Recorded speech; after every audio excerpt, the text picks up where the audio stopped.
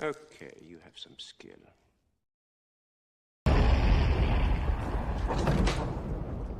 At last. The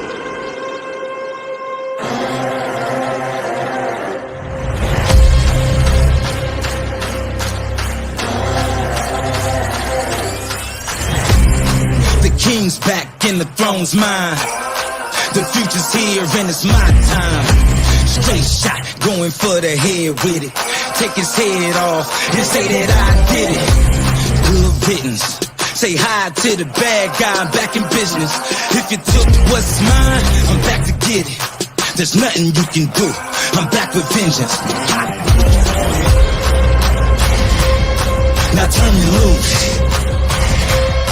Now turn me loose.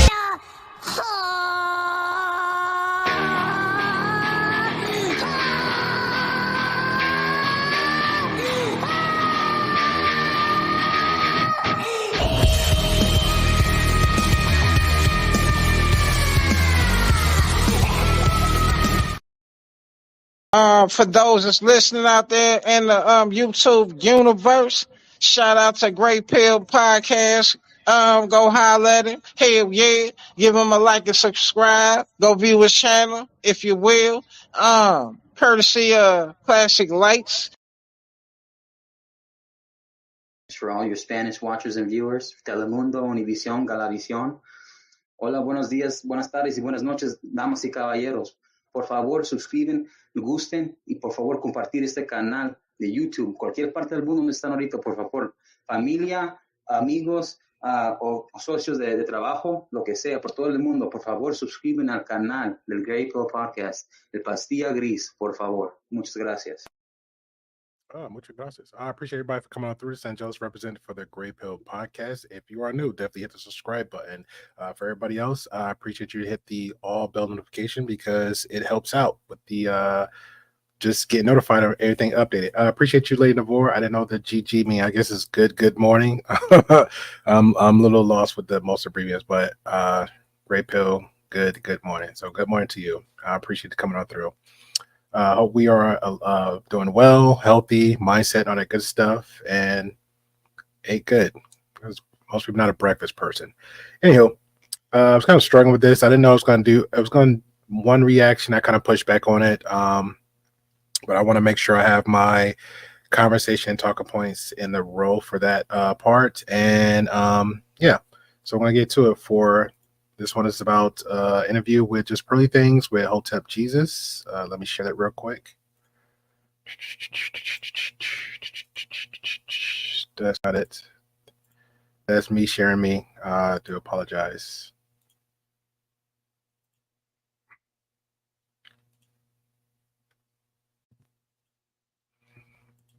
All right, so if anybody know, this is Just Pearly Things on the left and Hotep Jesus on the right. Hotep Jesus is a great content creator. He mostly talk about political views, left, right wingers, conservative, all that good stuff over there. So that's where you find them. So shout out to him. Now, mind you, this is a interview they had after Just Pray Things did an interview with the well-known white supremacist and self-proclaiming racist Nick Fuentes. So she's on an interview with Hotep Jesus, and they're gonna have a great interview / conversation today for you. Many of you know her. Huge YouTuber. Just Pearly Things. Hello. What's up, yo? How you feeling? I'm good. How are you? I'm feeling well. Thank you for coming on the platform and having this conversation with me. We have a very, very sharp conversation in front of us. I want to lay out some background, get a little bit of texture to this story of this Just Pearly Things woman. Where are you from? I'm from Chicago originally, so the Chicago suburbs, like 45 minutes from the city. Shout out to Chi-Town. Okay, Chicago. All right. And give me an idea of what your childhood household looks like. Parents together, they're separated, are they, just getting by? Are they affluent? Okay, what do you hold on one second. Mm-hmm. Okay, you want that on? I'm sorry, my producer is a perfectionist, so he's upset with my audio. Okay, you done? All right, thank you. He's the best though, actually. But That's what's up. Shout out to the producer. yeah. No, so I grew up in the Chicago suburbs, about 45 minutes away from the city. Okay. And my dad I'm owned. hearing myself. It wasn't like that. Now I hear myself twice. So he did something wrong. I'm gonna skip at this point because at this point, I guess her producer did something to her end, so it's messing up the feedback on the audio. See if that come back. I'm sorry. Yeah. I think he got it. He sabotaged the second bounce. I think he thought he was fixing it, but I don't think. You're back. It's echoing now. Shout out to Steph Colonel. Yeah, girl, it's between two boys. My parents did. My dad owns a software company with my mom. Come back. I'm sorry. Yeah. I think he got it. He sabotaged the second bounce. I think he thought he was fixing it, but I don't think he did. But go ahead. I'll be quiet. I'll be quiet. Okay. Is that better? 1 2 1 2 1 2. Is that better? No. I'm still hearing myself. How about now? No. He sent the audio back. It's echoing now. Shout out to Steph Colonel. Yeah.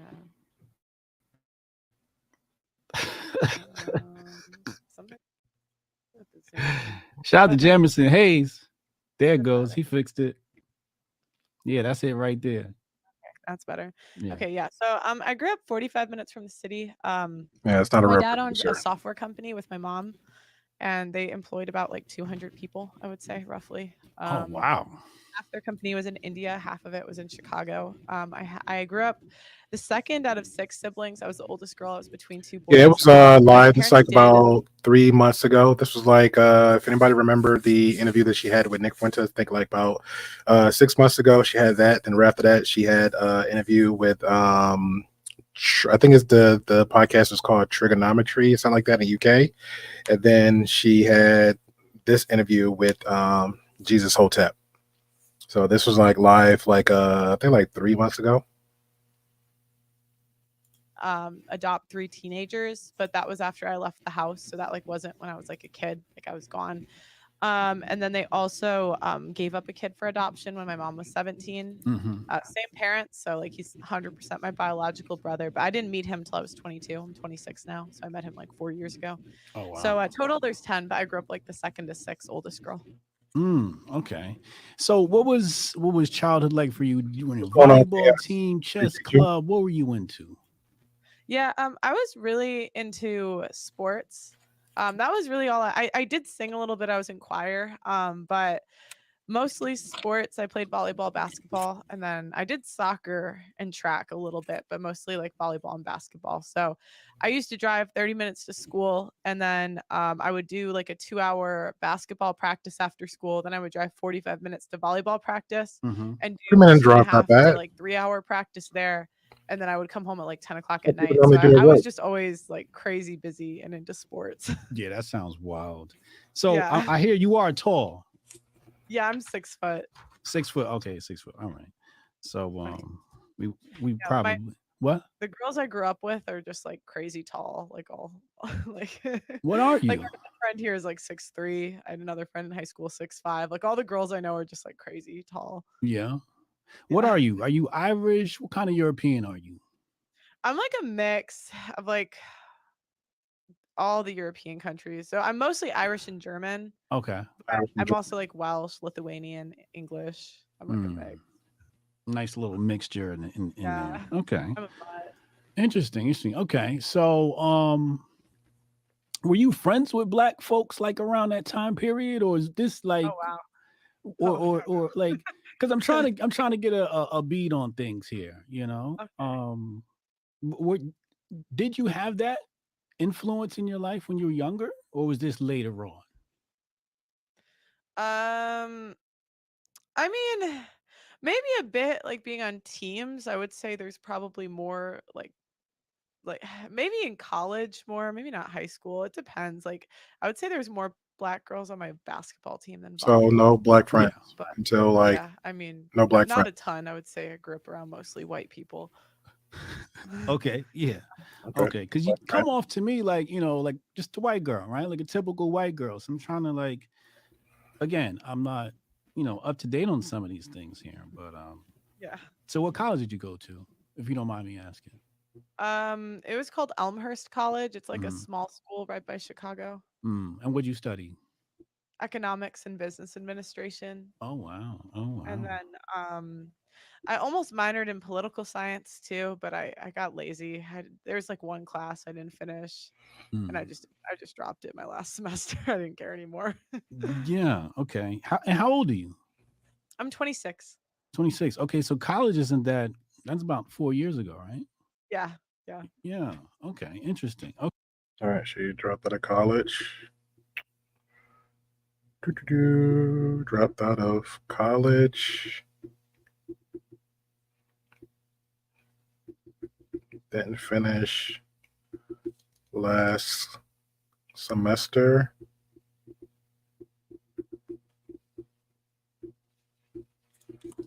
All right, let's go. Okay. So the YouTube thing, was this during college or after?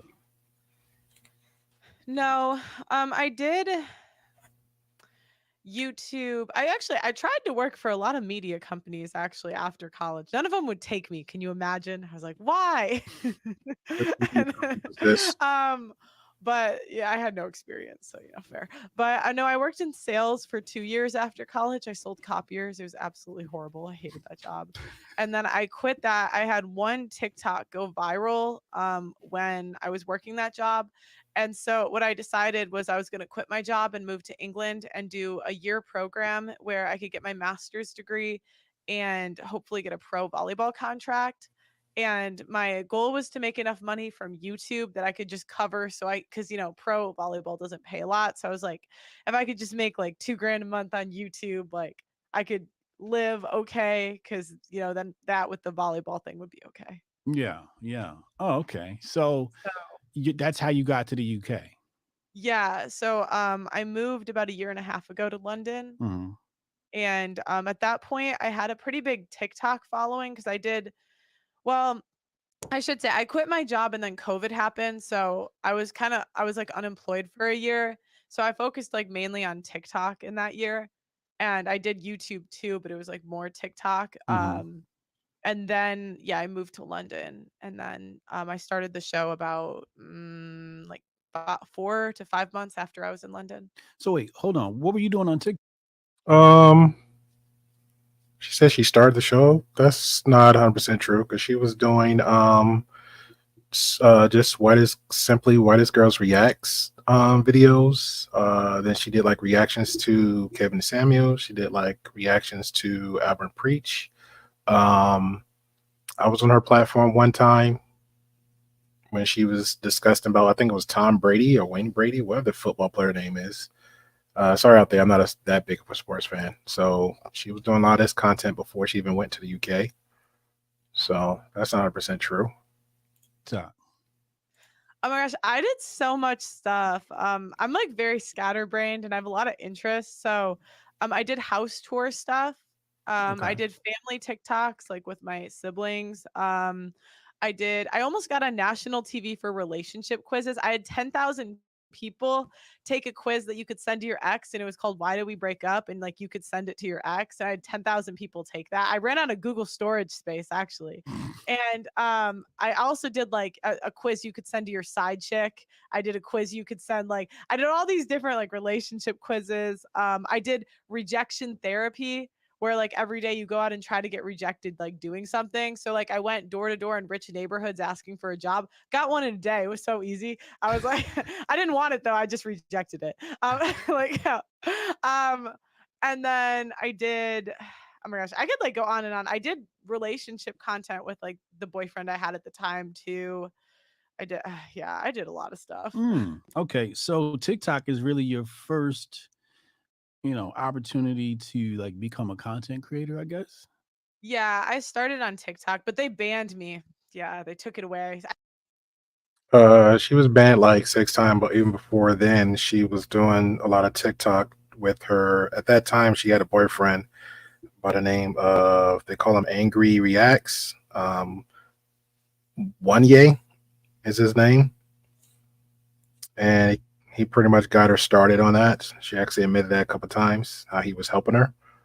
So, yeah, Then when she started getting a little very controversy uh on her TikTok following, that's when the bending starts. So I think this is her 5th or 6th TikTok.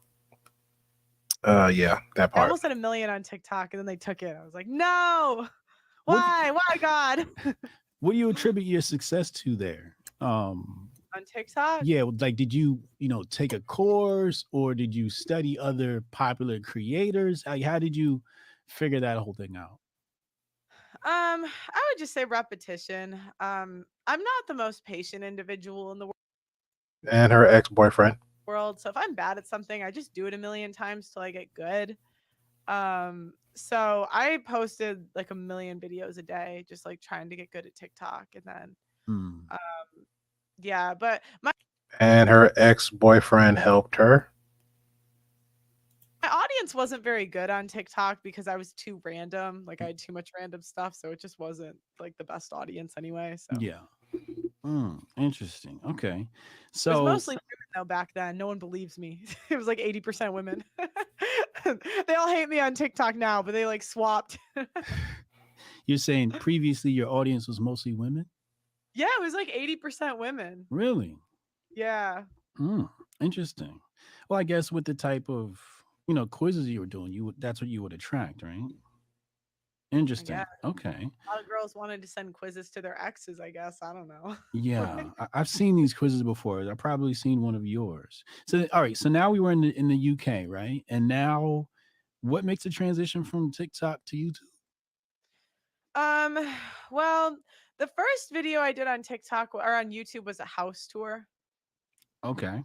Um, so everyone on TikTok wanted to see like a full YouTube house tour, so we did that. Mm-hmm.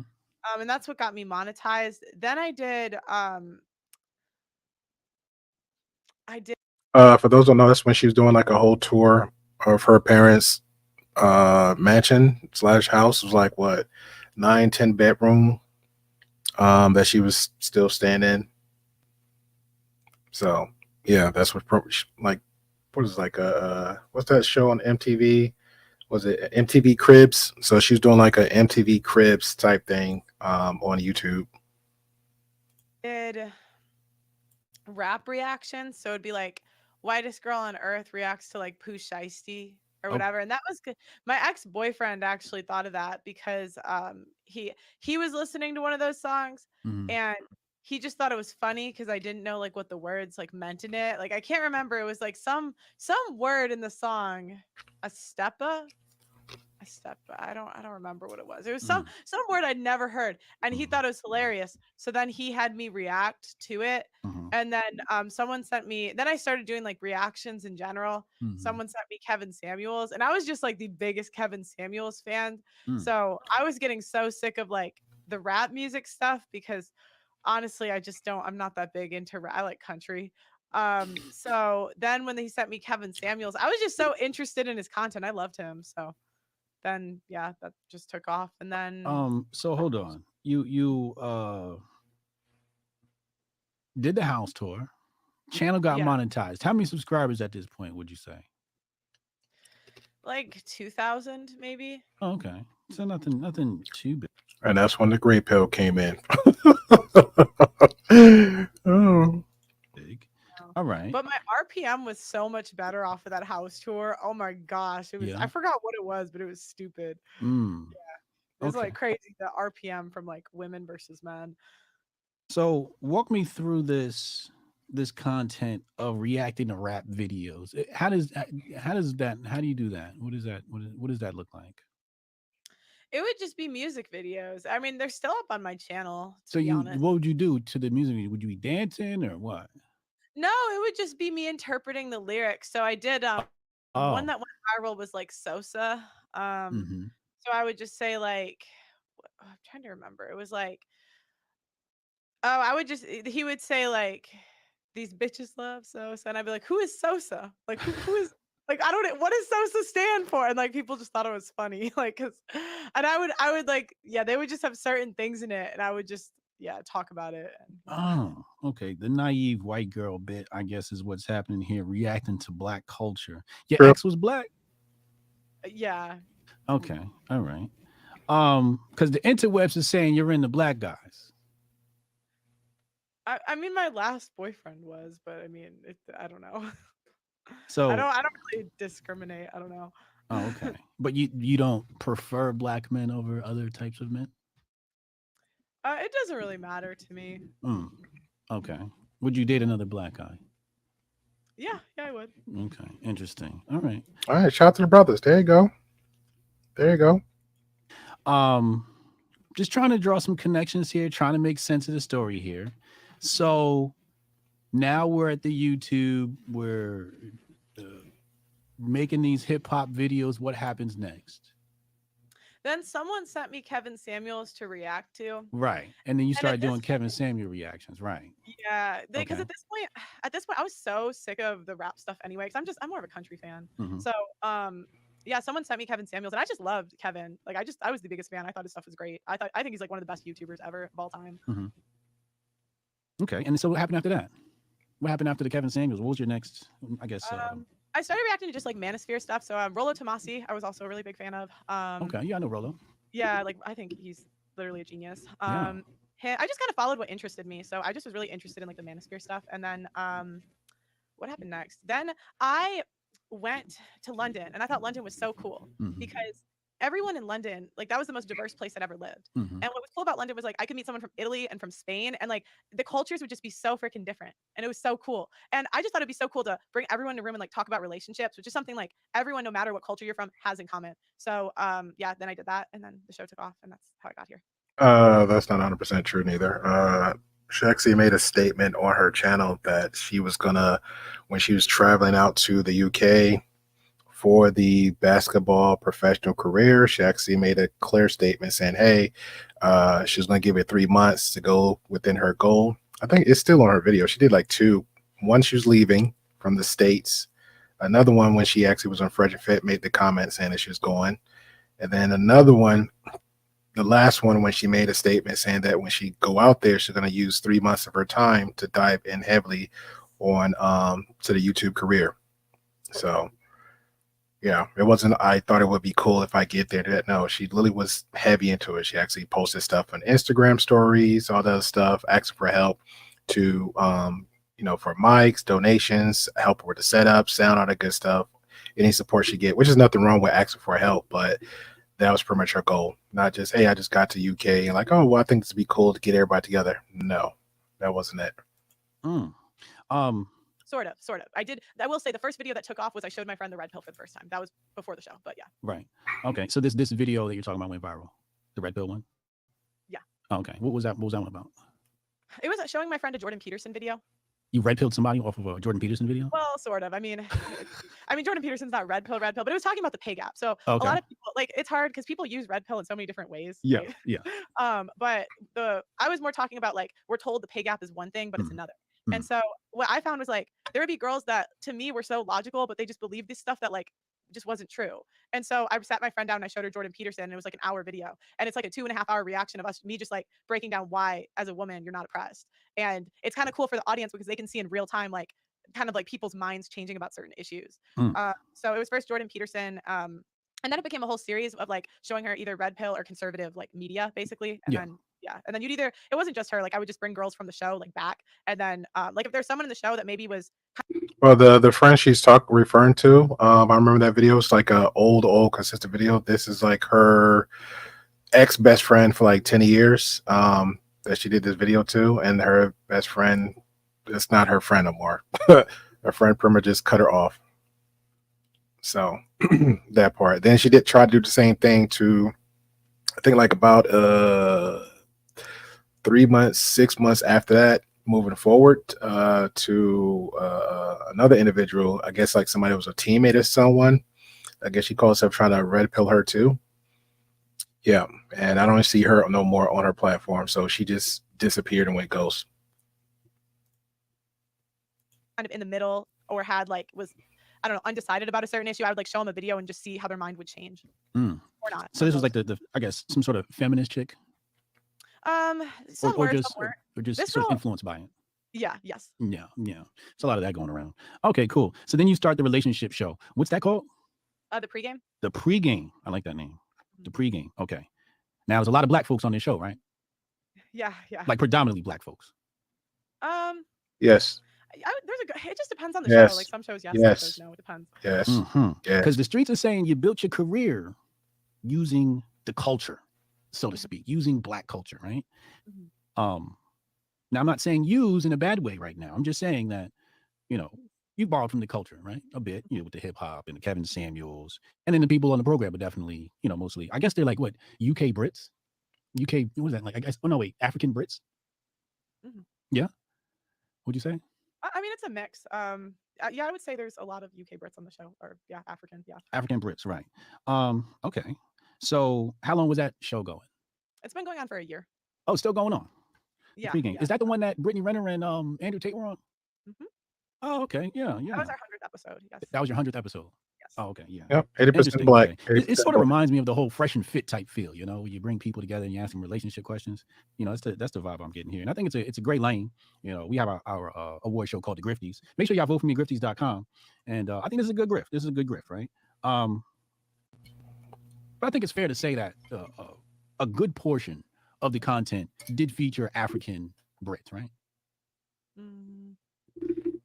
Yeah, some did, some didn't. It depends on the show. I genuinely don't know. I don't take like polls of how many are showing up. You have to take a poll every time you have a show. Not just, yeah, you could tell. I took a look at the channel and it seemed like a lot of African Brits was on there. And there's nothing wrong with that, right? It's nothing wrong. I think black and white people need to work together more often, you know, and I think there's beautiful things we could build here. You know, so I wouldn't run from that, you know, per se, and say that, you know, a good portion. There's nothing wrong with saying that, right? That a good portion of your talent was African Brit, right? Is that something we can't say? No, it's not something you can't say. I would say a good portion, sure. I just don't genuinely know what percentage because I don't know. Okay. I mean, your producer's black. He looked like an African Brit. No, well, yeah. Right? Producer's real cool. black. You know, I think, like I said, I think we need to work together. So let's talk about. I want to talk about the business, right? We're gonna talk about the 70-30 deal and all of that. I want to go through that. I'm a business guy. I like to get to the numbers. This is between. I hadn't heard this brother until recently, Sarah Garvey, right? And the claim here is that he helped build your channel. Would you say that's fair to say? At least in some regard. He helped some, sure. Do you think you would have got the buzz with or without him? Yes, I do. Okay, that's fair. I mean, you've had tremendous success on TikTok. You got the house store stuff popping. Okay. How much of that? Because you said it's been a year, right? So how much of that was Sa? Was he there from the beginning, or did he come later on in the middle, or? He came in the first couple shows, and then I think maybe he would as a weekly guest, or we would do the show together from June. So from June was like the official saying, "Hey, we're working together." Yeah. Oh, okay. Roughly June, sometime in the summer. So a little over 6 months we're talking about here. 6, maybe 8 months. You guys were together. I guess the breakup is recent over this, you know. Yeah. Okay. Did you think there was any issues with your relationship with him prior to the breakup? No, I had no idea. Everyone was shocked. To be honest. Yeah. Felt blindsided. If anybody don't know, Sarah Garvey was her old co-host about like 6-8 months into the show when she first came over there. He had his own platform, and it kind of like he was co-hosting, helping her from time, even running her show when she wasn't there. I think a lot of times she took trips from the UK to Miami when she was on Valuetainment and other platforms between Miami. Even tried to reach out to the lead attorney for some other collaborations. So she was down there for a bit, doing a lot of work and bringing other content to the show. At that time, the absence of her being on the pregame, Sarah Garvey was pretty much taking over and running the show from there. So he was a very, very big part of the Just Pro thing / pregame. But they also had another one called like the Gray Areas. Shout out to the Grey Pill Podcast. So they had that too. So, but yeah, he was a big, big part of the show. It was a great duo. Love him or hate him. That was a good little duo tag team they had going on there. Yeah, very much so. I thought we were friends. I was like, dang, I guess not. Oh man, yeah. Yeah. I like met his son too. I was like, that's okay. What's going on, fam? Appreciate you. Good afternoon. I hope you guys mend this thing and find a way to work together. Let's talk about the numbers, right? So it's true the deal was 70-30 that was on the table, right? There's some legal stuff going on, so I can't really go into certain aspects. No, I get that. But so let's take it here then. If we were to do a deal, Hotep Jesus, come to Just Pearly Things, and I work for you, how much revenue do you think that show would generate? Well, I'd have to look at your ad revenue now. So I'd probably at first ask to see your ad revenue. Mm-hmm. Then I would probably calculate how many hours you would want to work. Mm. And then based off of previous people, my goal is always to get you making more than you're making now. Mm. That's always my goal. So I would probably look at what other people have made using our system and try to get you to a percentage that makes you what you're making now, if not more. That's always my goal. So it would be my channel? What? Would it be my channel? Like, would we use my YouTube channel or would we use your YouTube channel? Like, whose channel would we use? It depends how people want to do it. It's different for every person. Okay. In a case like a split where you get the majority, is that on your channel or is that would be on my channel? It depends. On what? Like, what kind of parameters are we talking about here where it would go into making a decision like that? Because I saw the deal and I'm like, maybe I could work for Pearly Things. You know what I mean? Like, but I don't know what these numbers look like. I mean, it depends like what you're bringing to the table. So if we take up 100% of the cost, we take up the majority of their ad revenue. Some people come with their own editors. Some people come with their own thumbnail people.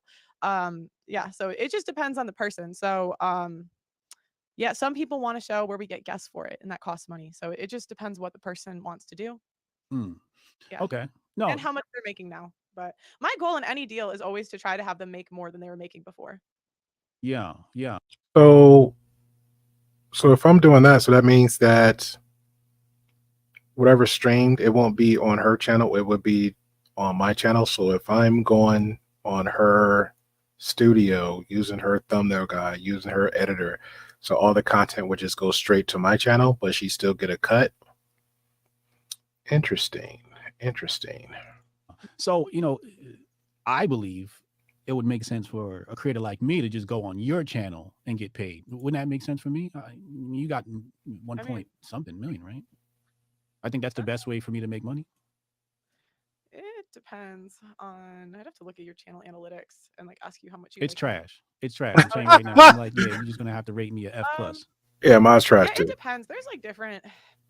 Because we're probably going to start a network page for the whole network. So that's probably going to be in the future, like a starter to kind of see how people do and then spin off and doing their own thing. Like there's pros and cons because when people come to my channel, they're here to see me. So I'm going to bring an audience that's here to see me, where if you have your own, it's like the audience is a bit more specific for you. So it just depends. I give a lot of freedom to the people that are signing to kind of like do what they want to do. Yeah. Yeah. Sometimes people ask questions and are a little bit more specific in their questions and sometimes they're not. So right.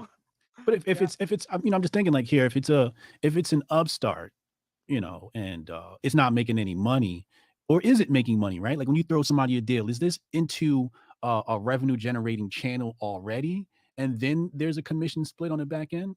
Yeah, it depends. So Auntie's channel was brand new. So Auntie Jenny was someone we signed. She went from 0 to 40,000 subscribers in like 4 months. Yeah, but making subscribers doesn't get you paid though. That's the part people don't understand. Making subscribers don't get you paid. The ad revenues is one way. The brand deals is another way. But from the beginning, definitely Cash Apps, the Venemoos, those are donations from the supporters. Definitely the super chats is another one, but that's like every 28th day. Money coming in. So yeah, but subscribers, it's pretty much like a optical flex, so to speak. Like, oh man, they got 100-something thousand subscribers. Oh man, they got 5,000 to that. But if your views is up, you get paid. But again, that's every 30 days. If you get the Cash Apps, not the Cash App, the super chats, that's another 30 days down the line. But in between that, what's the now factor? The Venmo, Cash Apps, whatever they can donate to you right then and there, yeah, you get paid then. So, but as far as YouTube overall, yeah, subscribers doesn't get you paid. High subscribers doesn't get you paid. That's just more people to more donating. That's all that is. Okay. So she went from not making any money to making money. And then where King Richie's was someone that already had a channel and a following. Mm. So he went from like 30 or 40,000 subs to 70,000 again in 4 months. So I think on average we get people 40,000 subscribers in 4 months. Damn. Okay. So that's on their channel using your resources. Yes. Yeah. They get access to my whole team. So I always try to give people as much creative freedom as they want. Like I was just speaking to someone that we're potentially maybe going to sign. We'll see. And she was talking about how she wanted to bring in like women and give them like advice on how to be a better wife. And I was like, oh, like we could recruit the girls for you. You could do it in studio. And No, that's yeah, dope. so it Okay. just depends on the person. Yeah, no, I totally get that. I totally get that. But with Sa, I know Sa, he basically said he was getting paid initially, and then that's when you came back to the whole, 70-30 split. And that's what I'm Mhm. trying to understand, the 70-30 split, because he said he wanted money. But I think this contract can be negotiated with amendments. Like, for example, right? Like, let's say I say, I'll bring my editors on. Would that take like 5 or 10% off the deal and bring it closer to 50-50 Yeah, or that's a something good like that? question. Yeah, if he wanted to use his own, well, and we've also invested over $100,000 in equipment here, so it's actually like a full blown like studio. But yeah, if he wanted, we would certainly edit the percentage. If he wanted to do 50% of the cost, we would certainly, yeah. All right, well, we'll say this. I do my own thumbnails. Um, I do my own editing. I just need your studio just for me to bring the girls, the guys, the guests there, and I'll just be there. But I'll do my own thumbnails. I just want to use your setup.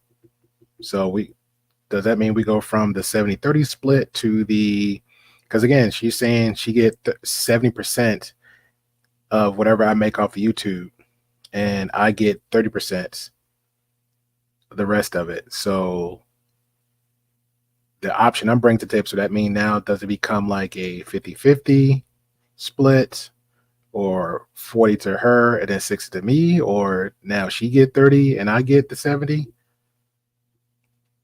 I just need to set up. I just need the equipment to come in, bring people in, and that's good promo too, because guess what? It's the Pearly Things studio. Everybody want to come on in. So now my guest could be your guest, and it's a win-win. Oh, you're saying taking up some costs.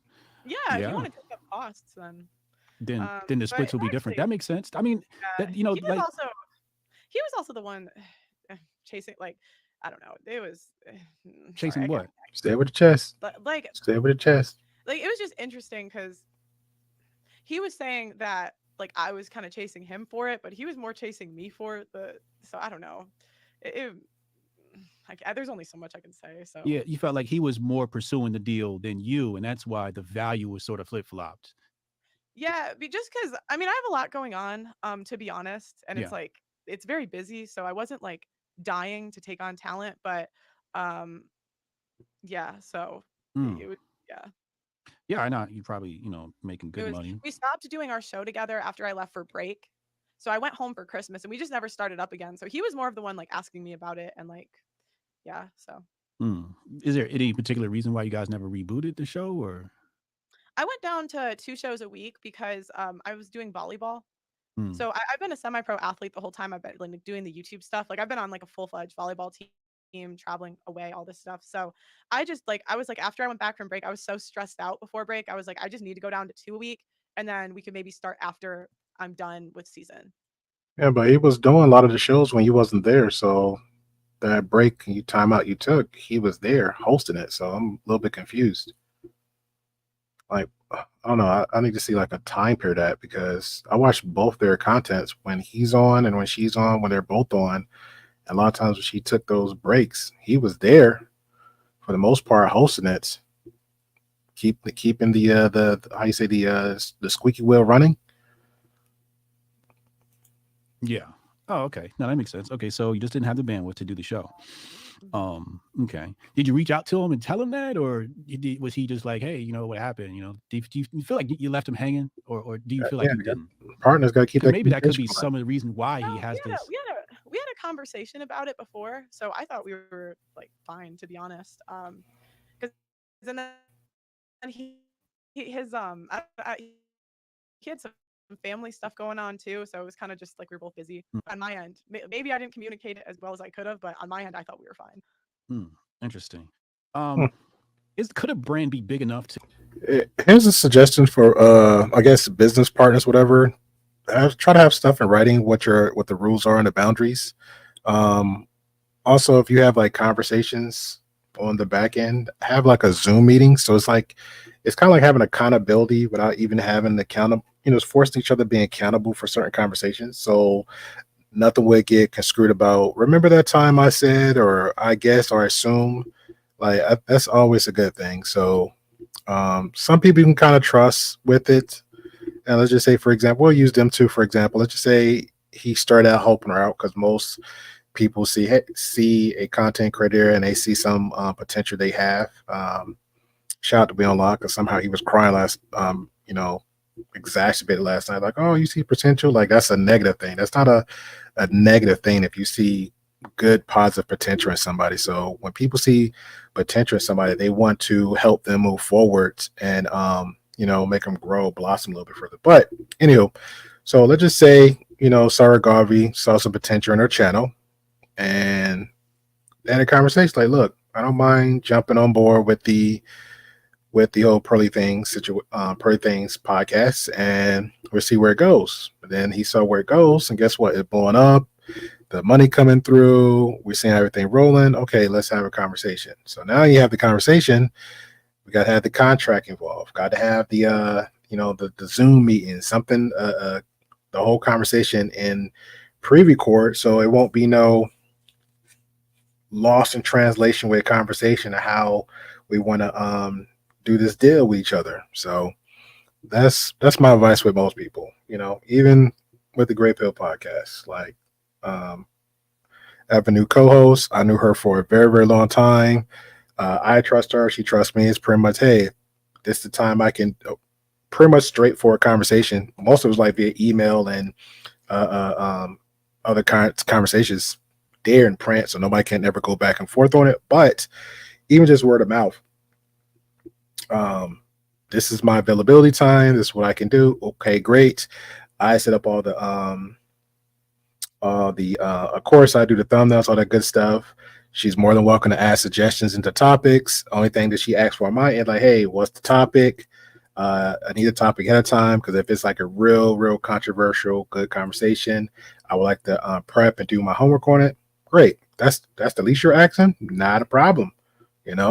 My end, because we are good friends. Hey, let me reach out a little bit more because, like, even on my end, I'm like, hey, I make jokes about it, but everybody time is valuable.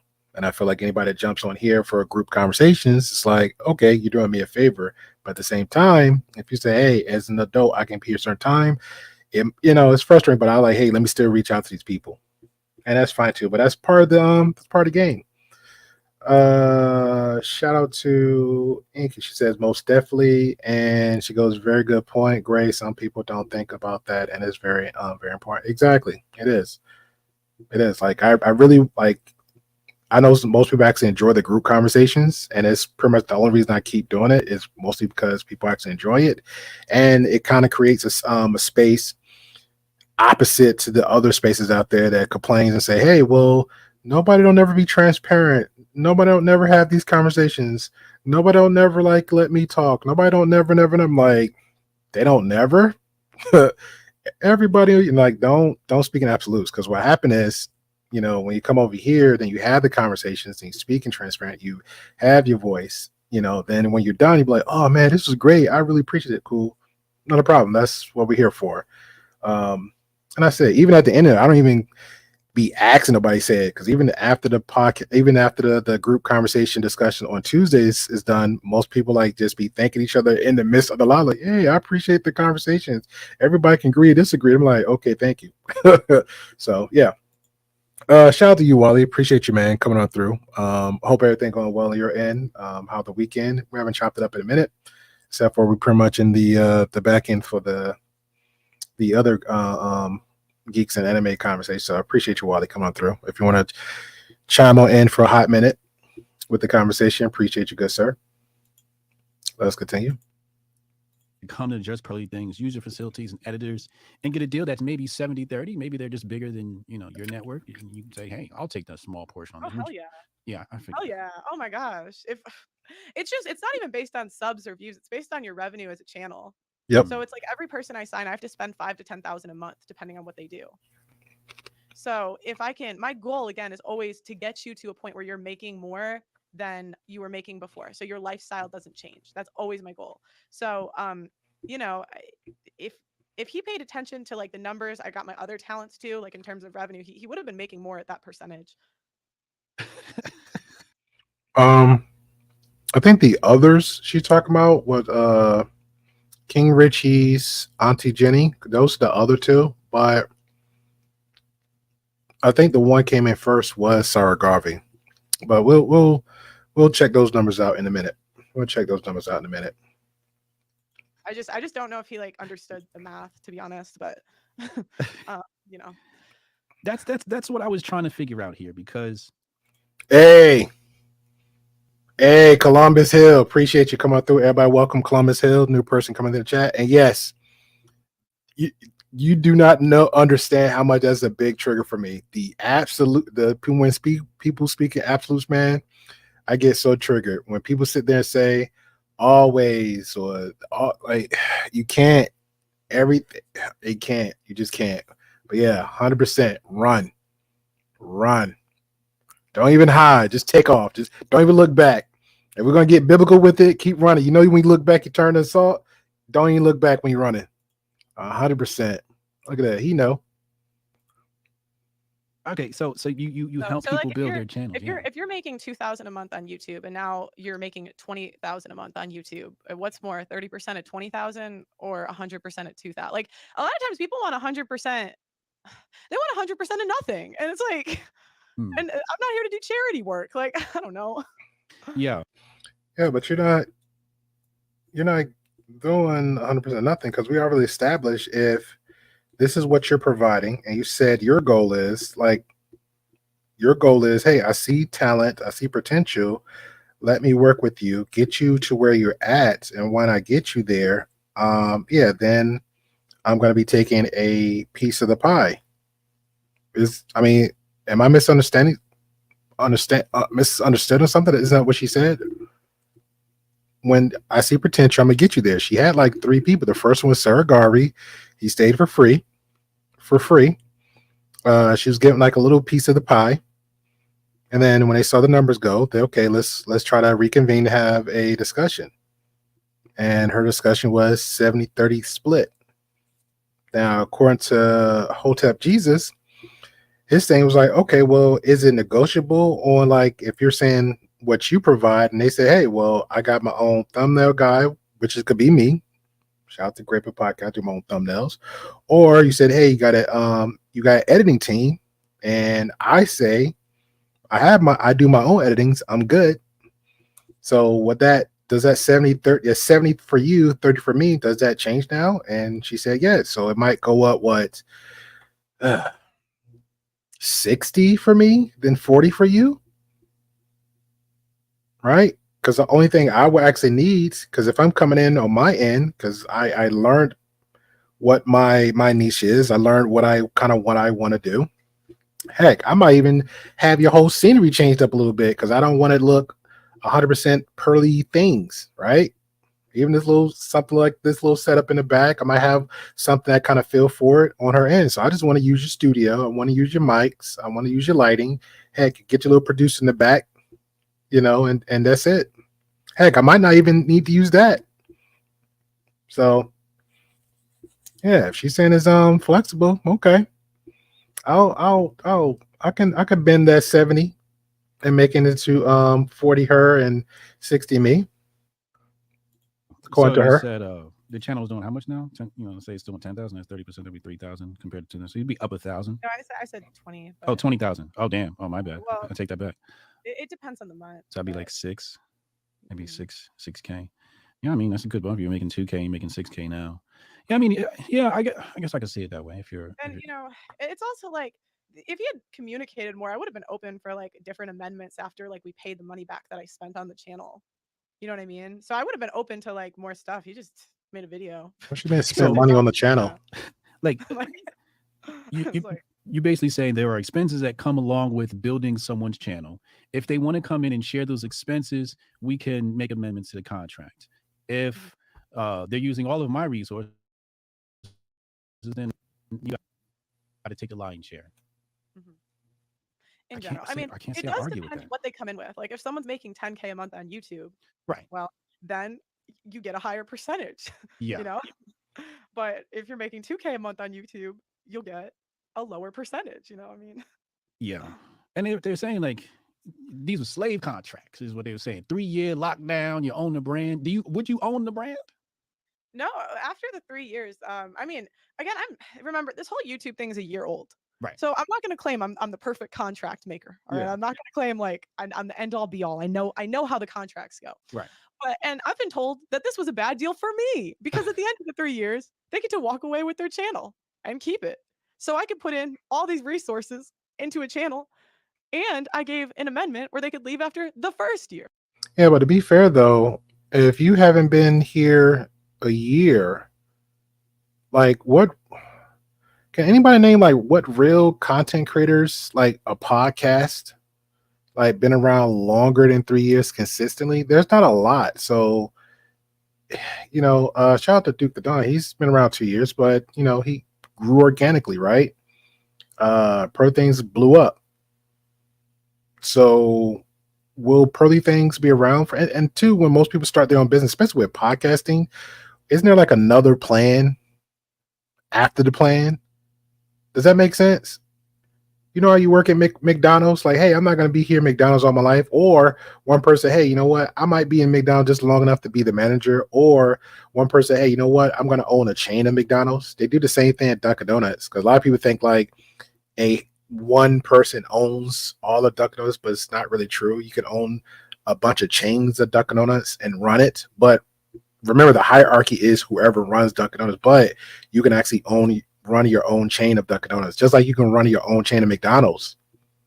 But it's still going to be McDonald's, but you are running each of it. Same thing. I think there's another. It's I can't remember the name. It's like a kind of like a bed and breakfast in the morning in Jersey, and she was like the youngest in Jersey. Owned and started up her own business, but it was the same one and moved and had it one inside of the city, which is crazy cool because everybody used to just run outside of the city to go on Route 22 in Jersey to go there to eat. But now it's like, boom, right there. The place was packed all the time. Like she was right on in the newspaper and everything else. So good for her. But yeah, I'm still trying to understand this contract deal. So, yeah. So I was like, if anything, I've been told this is bad for me because I don't own there. It's not like a music where you own it for like perpetuity. Right. But anyway. Shout out to well, yeah, lady. I'm a little bit on the side too. I'm just trying to understand the contract deal here. We're talking about 70-30. I give you 70. No, excuse me. I take you running your channel, lady. You come to my studio. You welcome to the TheGreyPillPodcast, and it's 70. I take a 70% of whatever you make from your YouTube. So does that mean just the Cash Apps and Venmo, or is that just everything in the revenue, like super chats and the views, whatever money you make every 30 days? Like, I'm trying to figure out how that works. Like, you got like, let's have that conversation, right? Shout out to Inky. Inky says, Gray, you can also keep 100% lease small office space enough to have your studio of your dreams and meetings, etc. Yeah, that's true too. But see, now let's just say, okay, let's say, but that would be a goal, right? Moving forward, that would be a goal to move forward. To be perfectly honest, like between her podcast, which is literally is her home, and Fresh and Fit does the same thing. They have a condo in Miami, which is like his home, and his studio set up like in the background. It's like the whole, I guess, I want to say like the living room area, because the window there you see like a crazy overview of the ocean and the city, but it's in her home. Now her studio is in her home in this huge loft. You got like all this space. So for me, I'm with you on this one. So it would have to be a goal. Like, okay, if I'm making a lot of good money, where am I invest that money? As moving forward, will I get a small office space to lease it? If so, where would I want to do it? Moving forward. So yeah, but for right now, right here, me, myself, and I.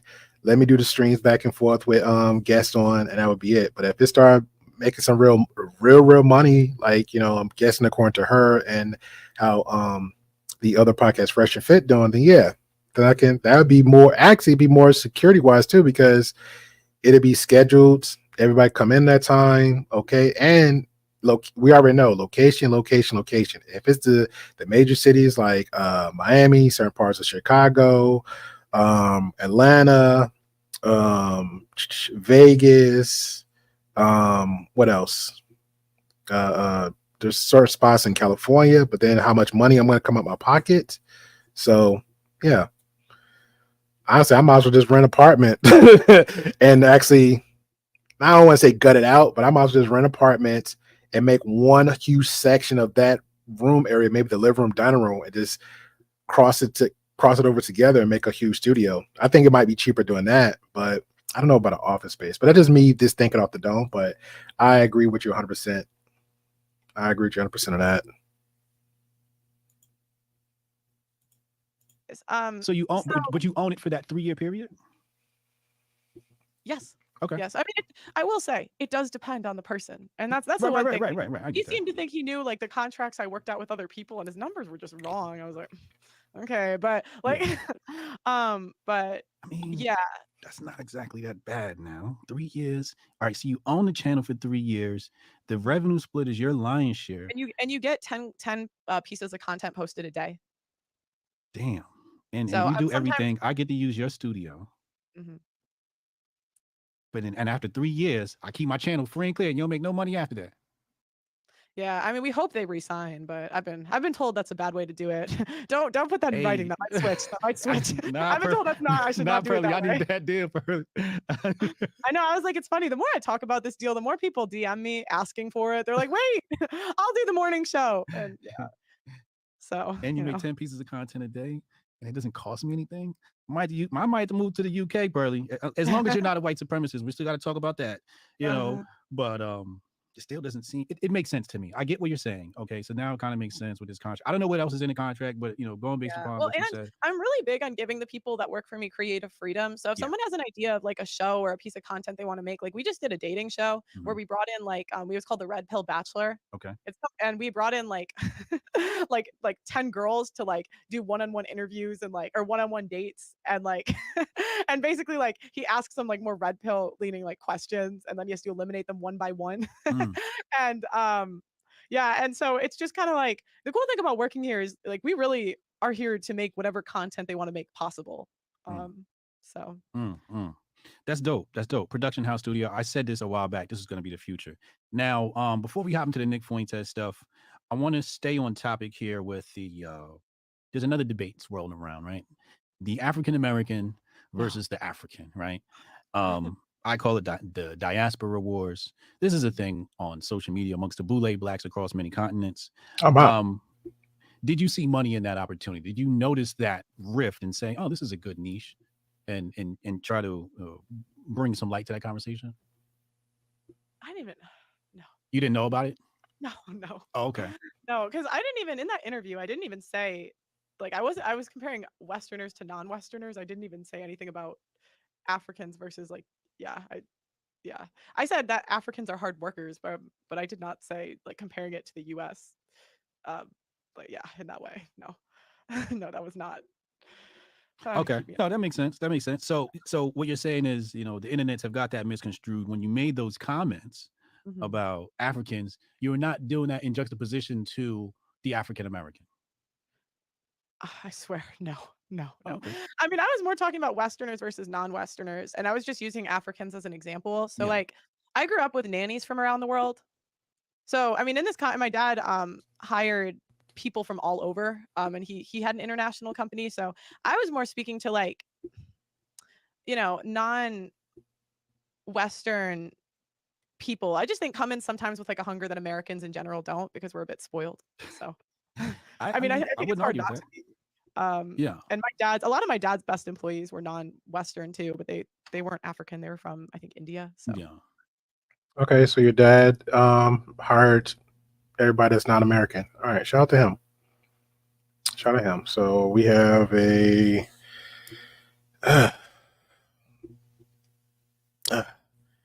Irish/German girl. The mother and the father pretty much self-made, very wealthy, well off. The mom was her president/CEO of the Fortune 500, I guess.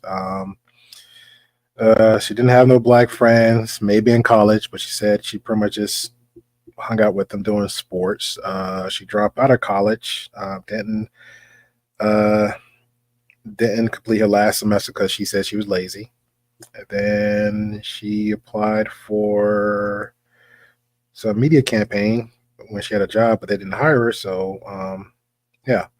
And here she is now with YouTube. All right, let's go. Yeah. So foreign labor is better and cheaper.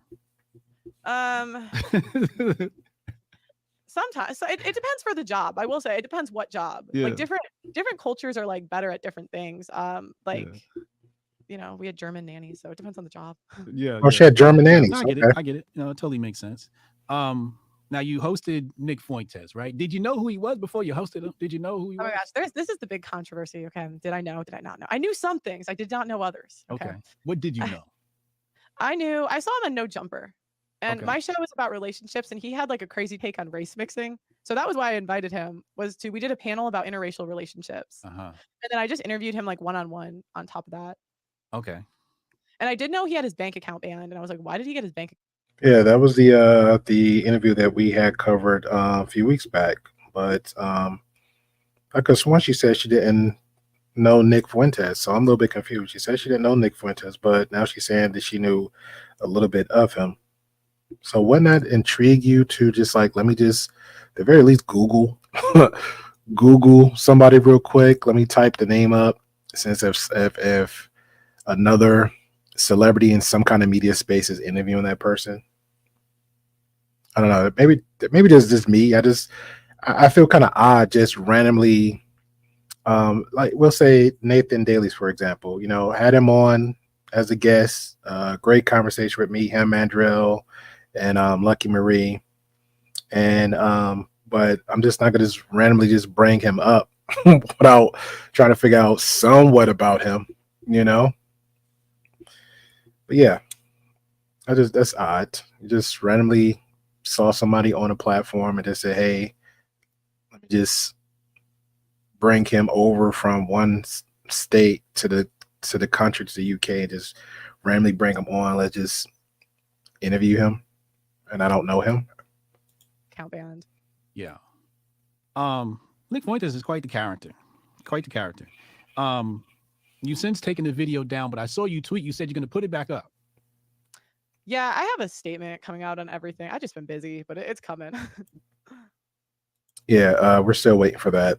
Just like I think last time we did a reaction to Pearly Things, and shout out to Berserker and Jumbie. They was doing shots every time we had the fact checker. So the chat was pretty lit that night. And pretty much I think we found alcoholics within the chat. So shout out to them. I'm not mad at the booze. But yeah, it was a lot of fact checking there. So interesting. So you made a statement previously, and then I guess that's after you took it down. Why'd you feel like? Did you feel pressure? Was it pressure from YouTube? Did the Illuminati call you and tell you? No, there was no pressure from YouTube. You'll see you'll see. I'll just say that. Okay. All right, we're still waiting. It's been like 8 months. We're still waiting for her to bring it back up. The only reason I had it, shout out to Chaos Rain. He had the full conversation of the interview. I don't think she's bringing that back up. I don't think she's bringing that back up. I think she's going to wait. This is me guessing. I think she's going to wait like a year until nobody thinks of scrolling down to the channel, and she's going to bring it back up. That's just my guess. And rumor has it she likes to delete stuff. She'll post stuff, people doesn't like it, the controversy that she said, and then she'll just delete stuff, especially her tweets. She'll say some wild, crazy stuff going left with it, and then next thing you know, she'll just remove it. But unfortunately, people like to screenshot stuff, people like to screen record, people like to download. And she just deletes it like nothing happened. And then as soon as somebody brings up something to her, her face lights up like, oh, you caught me. And then she has to address it, which is like weird to me. Like that's generally what, especially in interviews, like some actually do the homework. So you got to be prepared for stuff like that. But was it the mob? The people? There is a reason for it, but there's a reason that that you took it down. Yeah, there is. Okay, yeah, I get it. But I gotta wait till the video comes out. Did you know that you couldn't host certain people on your platforms? Did you know there was like unwritten rules that basically say, hey, you better not bring that person on?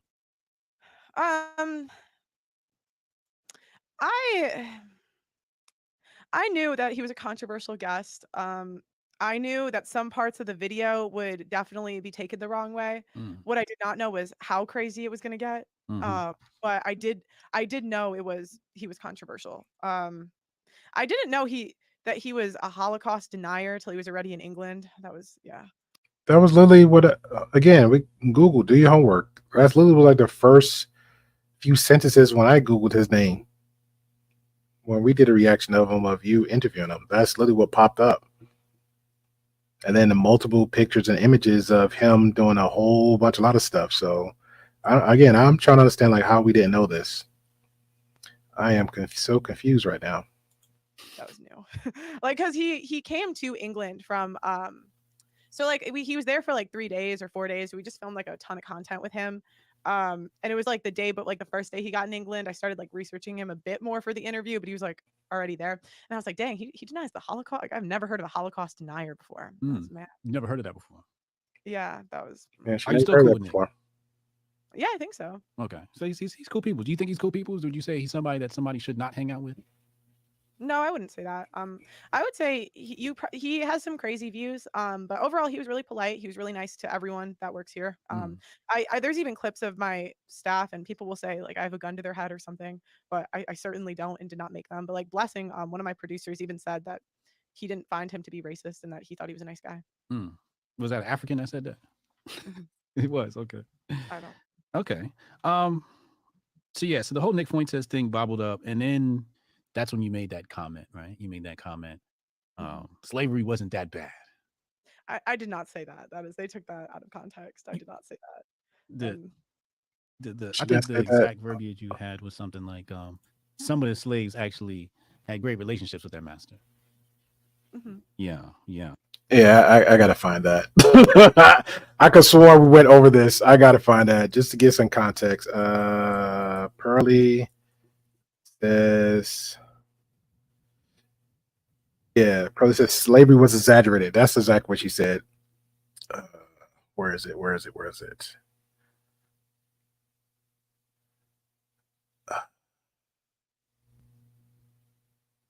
Slavery.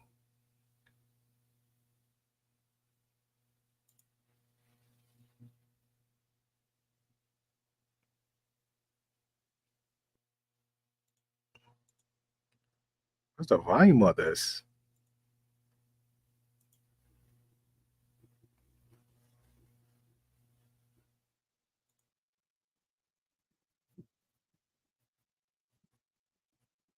Okay, here it is.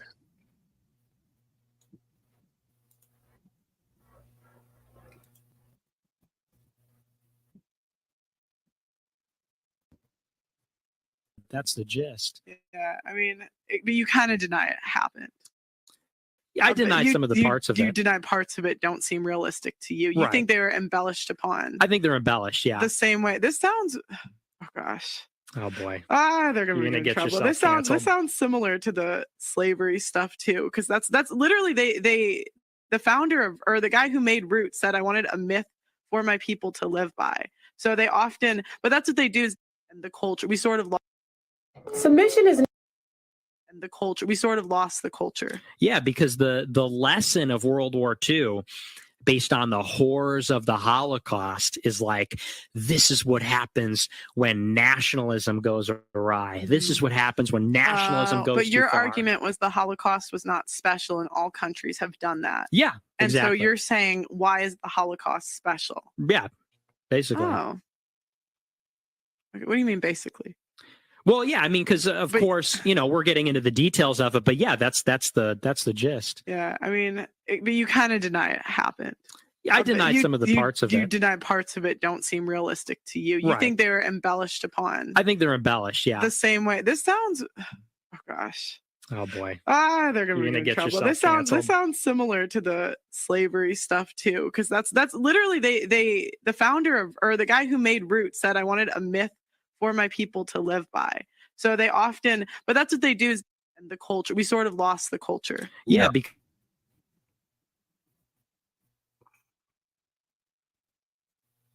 That part. All right, just want to get some clarity on that one.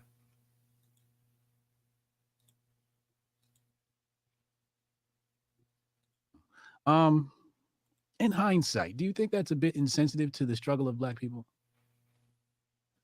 Probably, yeah. But I was actually referring to a Thomas Sowell book. So that's the one thing they didn't really talk about was if you watch the full interview, which it's down, but it'll be back up. I was really quoting Thomas Sowell and like parts of one of his books. So that's what I was talking about. Yeah, I'm familiar with Thomas Sowell's work. Absolutely. Do you remember what that work was? Yeah, there was a couple. It was Black Rednecks, White Liberals was one of the books I read. Yeah. There was a bibliography from someone, I can't remember who it was, that was a slave. See, I don't even want to talk about this. Basic question. Slavery. But that's where it came from. Was I read the bibliography of a slave, and that's what he talked about in the book was his relationship with and that was where that comment came from, was because I read this book and that's what we talked about it. And in Thomas Sowell talked about a couple instances too. So, I don't know how widespread. I'm not saying all. I'm just saying those books were what I read. Interesting. I'll be honest with you.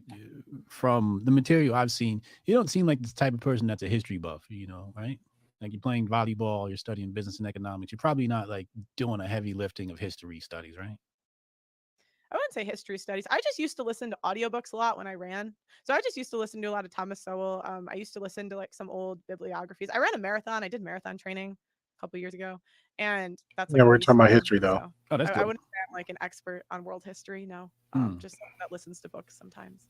Yeah. See, that's the impression I got. That you just maybe you haven't seen all the documentation surrounding all of these random events throughout history, or maybe they're not random at all. Definitely many of them planned.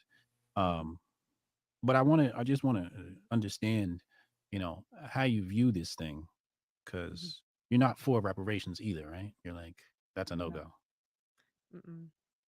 Just saying no, meaning for reparations. You're against reparations. Yeah, I mean, I've been pretty open on my channel that I'm pretty conservative. Yeah, like very conservative, and I've said that from the beginning. So, no, I don't really believe in most government handouts. So I wouldn't believe in that either. No. Interesting. Wow. Conservative. So, how do you draw the correlation between conservatism and reparations? I guess the parallel you're drawing here is basically saying if the government has to do it, then it's probably not a good idea. Yeah, I mean, I just haven't seen like how that would work. Yeah, I mean, like you're taking money from people that didn't do anything. Like, I mean, like maybe their ancestors did, but they didn't. And I'm just not really like for that. Even if the effects of said thing are affecting those people today. I just don't think that's fair to do that to someone that hasn't done anything for someone that hasn't actually gone through it. So that's just my opinion on it. Yeah. So I guess what you're basically saying is the taxpayer shouldn't bear the burden of reparations. Is that what you're saying? Yeah. Interesting. Okay. I get that. I actually agree with that. I think there's a litany of companies that have already admitted to the slavery problem. I've spoken about this plenty of times. Barclays, insurance companies, banks, mostly banks and insurance companies. So I definitely don't want to. It's clear. I don't think she understands what reparation is. I think when most people think about reparations, they think about back in the day, slavery, stuff that happened to the Black history of slavery, Mexicans, Native Americans, Jewish, that. But reparations is the context of history and social justice. Refer to the compensation of amends made by one party to another for a past wrong. So that could be anything. That's pretty much what reparations is. Justices are harmed inflicted upon a group or individual. The concept of reparations has been applied to address historical injustices such as slavery, colonialism, genocide, and other forms of systemic discrimination and oppression. That's pretty much in a nutshell. So I don't think she understands what reparations mean. So I'll use Lady Navor. If I did something horrible to her and it's injustice, come back later, I got to pay some kind of way. That's pretty much what reparation is, and it's in a small sense. So I don't think she understands it. Pay money. Which he pretty much gave her an out. He's like, what about today's society? We're not have to worry about the past, but what about now? So it sounds like he's going to give her like an example. My own reparations. Did you ever try to imagine a world where reparations does make sense, where reparations would be paid? No, I haven't really gotten that deep into the thought process of reparations. I've just heard about it, and people have pitched it to me. Yeah. I just said that doesn't seem like something I would go for. Okay. Did you? Because I know that the conversation you had with Sa in regards to reparations, this is very old. This is before you even get the studio and all of that stuff, right? Mm-hmm. So they pulled that clip out, and then that's a discussion now. But that's obviously, your stance on it. So I guess you're against all the money going to Ukraine and all of that stuff too. I'm going to be honest. I don't know a ton about the Ukraine. Yeah. Most of what I learned about the Ukraine was from that Nick Fuentes interview. So from what I know, I probably would not be for that. I'm generally keep the money in-house, but I don't really have strong opinions on it. Yeah. So you mentioned being a conservative. You've been a conservative your whole life? Or is that a recent thing? I would say I've been more conservative. What do they say? If you're not a liberal, if you're not at least a little liberal in college, you don't have a heart. Right. That's my dad, but he would say if you're not a conservative by the time you're 40 and you don't have a job. For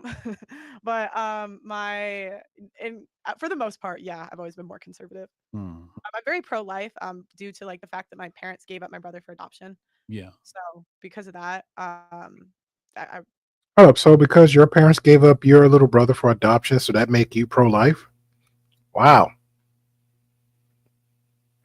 So we don't have a mind of our own? Wow.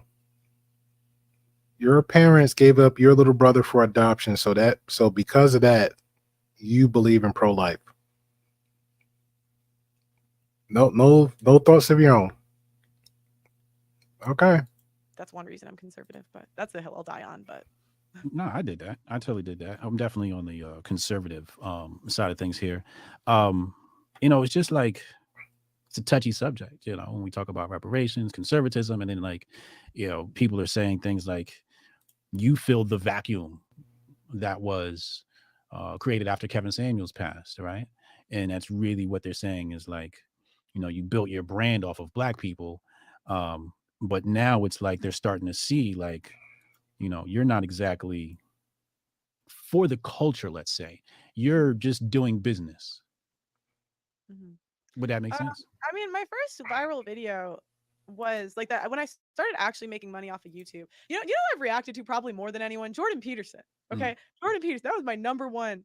So, I mean, in terms of influences, I would say Fresh and Fit, Kevin Samuels, Jordan Peterson were like my three, and Rollo, probably my four biggest influences with the show. So, I do think a sector of my audience found me from Kevin Samuels, but to say like that the majority of my audience watched him, I just don't, that's not true. And I can see it in my analytics because it shows you the other channels that they watched, and it really wasn't Kevin Samuels.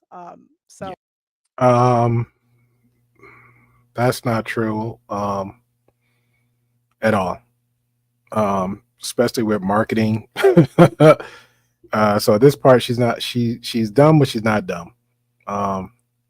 and I'm gonna explain why. So we'll use this channel for example. If I talk about Andrew Tate, which I have, if I talk about Pearly Things, which I have, who's another one? Really didn't think too. I done reactions, group reactions about Fresh and Fit on the base they had. In that space right there, I talk about them, I tag them, thumbnail, all that good stuff. What's gonna happen is they are in the same kind of realm within the conversation and their niches. So somebody else outside of their sphere is gonna pick it up. And I give an example. Perfect example. Mr. Columbus Hill. I'm sure he has a story, but it will all bounce around between one of the three and the people she named: Rolo, Sneeko, MLD, maybe Angela Knight, all in the realm of that conversation. This is a new chat member, hopefully a new subscriber. Somebody came in from outside of space. Why? Because this is a conversation that maybe they're interested in, or it's in that space. So nobody just don't pop up to be popping up. So it's fixed in a way that you want it to. So yeah, think about that. Think about that. Now, if I just start talking about sneakers all day, guess what's gonna happen? Nobody in those spaces is gonna be coming over here to listen to me talk about sneakers.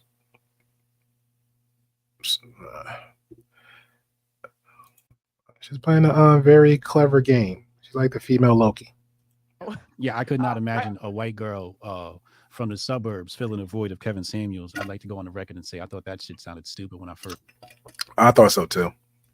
But unfortunately, you have a lot of ignorant people thinking that somebody that's 26 years old with no experience, thinking that she can fill a void of a guy well within the season and gifted in his craft or grift, so to speak.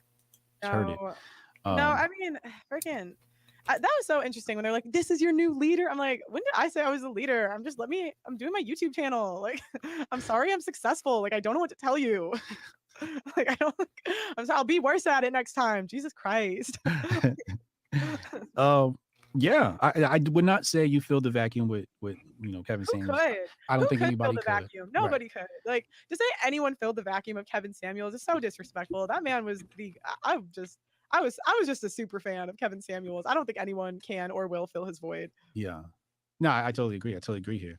All right, so it's interesting. So, white girl, suburb. I'm putting you in a box now. Dates black guys, works with black people. You've definitely gotten some coin off the culture, but you're not for the culture. Like the culture would be like, hey, don't talk bad about reparations, Like my take on reparations is I'm completely agnostic, right? Like I'm the type of person where I look at it and I'm like, I'm not out here asking for reparations, but I'm also not telling people, hey, you sound stupid asking for reparations. That's definitely not something I'm going to do, right? And that's my definition of conservatism. Like, we think about Donald Trump, guy for the people, the populace, right? So you mentioned conservatism and less government, right? And I get that. But what you're basically saying is, and I don't want to put words in your mouth, that people come before the government, no? So think about you it. agree that that the United States citizens should come as a priority before the government? Yeah, I mean, I'm more for individual freedom. So right, yes. Yeah. So when I see somebody the reparations conversations and they shout it down, I'm like, whose side are you on here? You on the government side? You on the people's side? Because there's thousands of different causes that people are shouting for, right? Correct. Some we might deem legitimate, some we would say are illegitimate and deserve no merit, no honor, no oxygen. Reparations is where you draw the line, though. You think like, no, I'm going to say a hard no to this. Yeah, I'm not for reparations. But are you against it? Because I'm not for it either, but I'm also not against it. I'm not also coming out here and saying a hard line no. Like that's where you were in the beginning, and I just want to clarify: are you a hard line no? Yeah, I'm a hard line no when it comes to reparations. Oh man, it's not the hill I'll really die on. It's not something I think about daily. But if you had to ask me, I'd say no. There are no groups of people that should be given any sort of retribution from the United States government. I mean, ones that maybe are alive today. Well, yeah, if somebody's alive today, yeah. Like if that, you know, maybe at the time it would have made sense, but in 2022, no, I'm not for it. But Yeah. So, just so you know, the reparations conversation for some groups has evolved into literally, the work of LBJ, the government handouts and all of that stuff. And also redlining. That stuff's recent. Those people are still alive. Yeah, but some people don't And the gross agree. mismanagement of the black community in inner cities by Democrats. That's funny. I had a conversation with a guest, which we had that like an online conversation, but they don't believe in redlining. They just said it don't exist altogether, which is fair in their in their opinion, but to say that, but it was definitely a difference of opinion with that conversation. But there's people out there that don't believe in redlining. Representatives. Now you're a conservative, so the Democrats do a poor job in black neighborhoods, right? Would you agree with that? Yeah, probably. Yeah, good. I think everybody can agree with that. Democrats generally do a poor job in inner cities. For that, because that's happening today, and those people are alive today. Do you think those people deserve reparations from the political party that has failed them?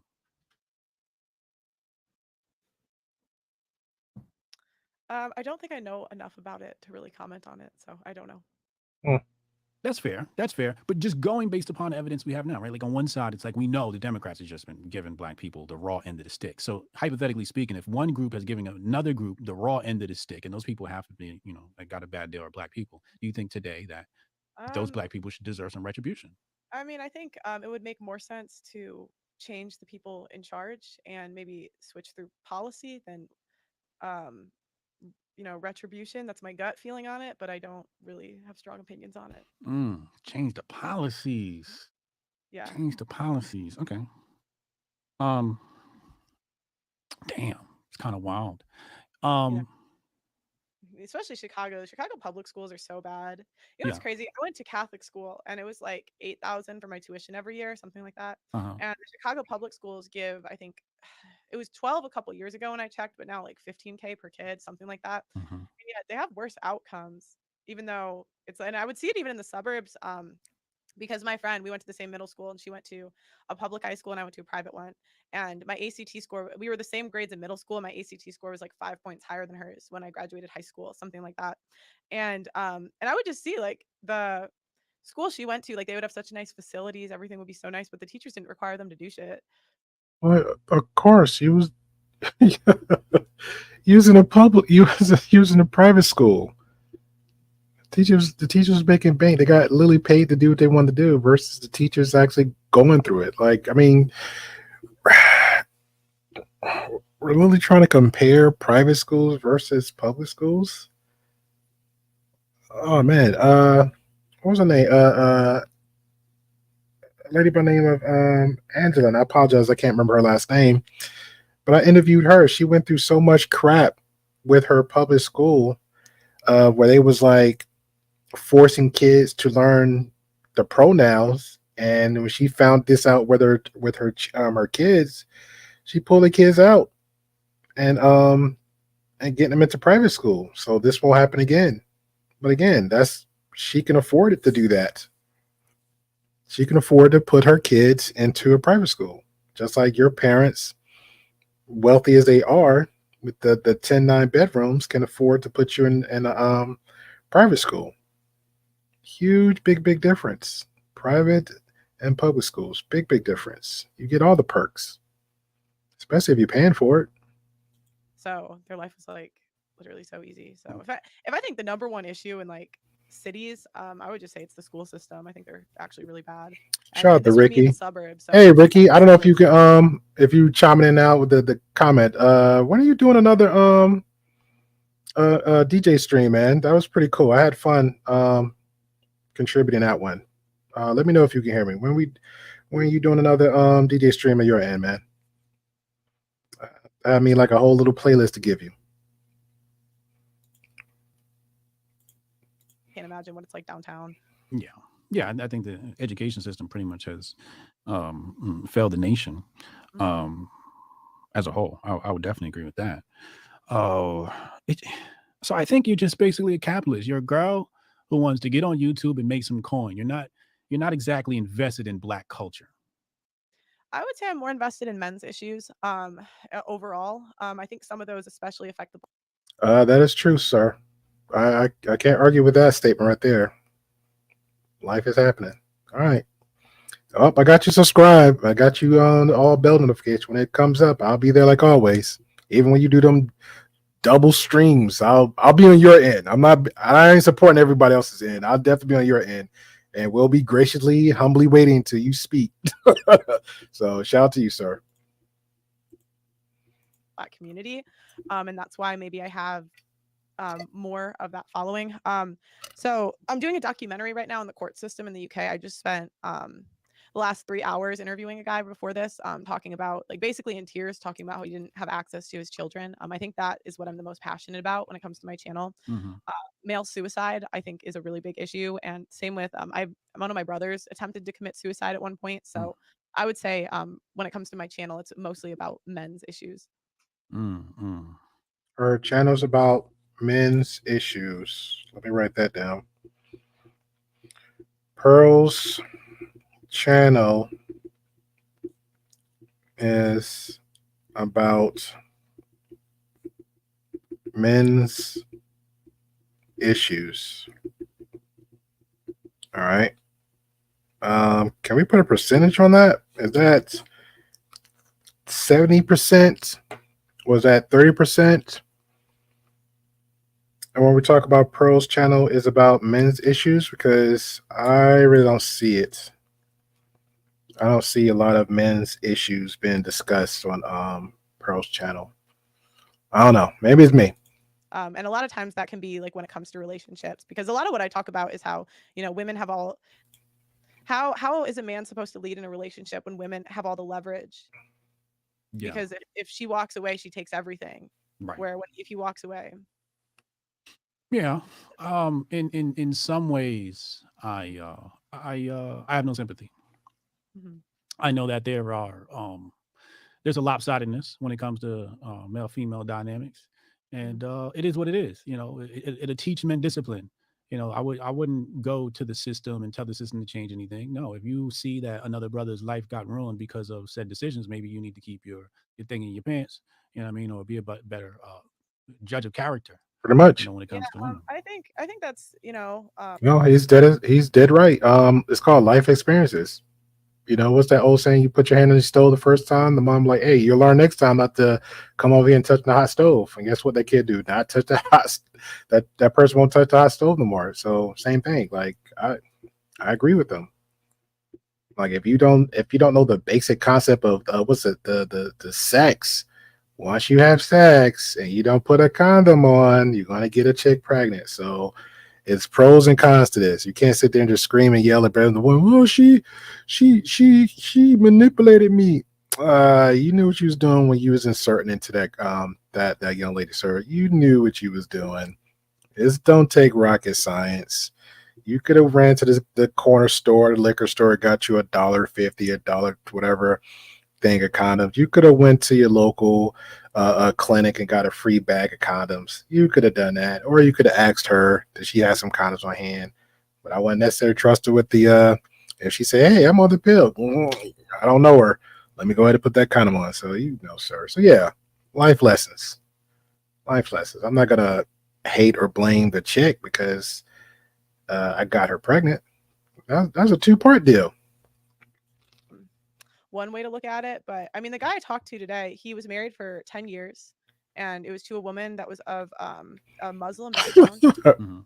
And sorry, my favorite saying, they only do it once. And she that left, part. and he hasn't seen his kids in a year and a half, because in the UK, the women are actually paid to they're given free counsel if they say that the guy abused the kids. So they're basically paid to say that he abused the kids. That's and wild.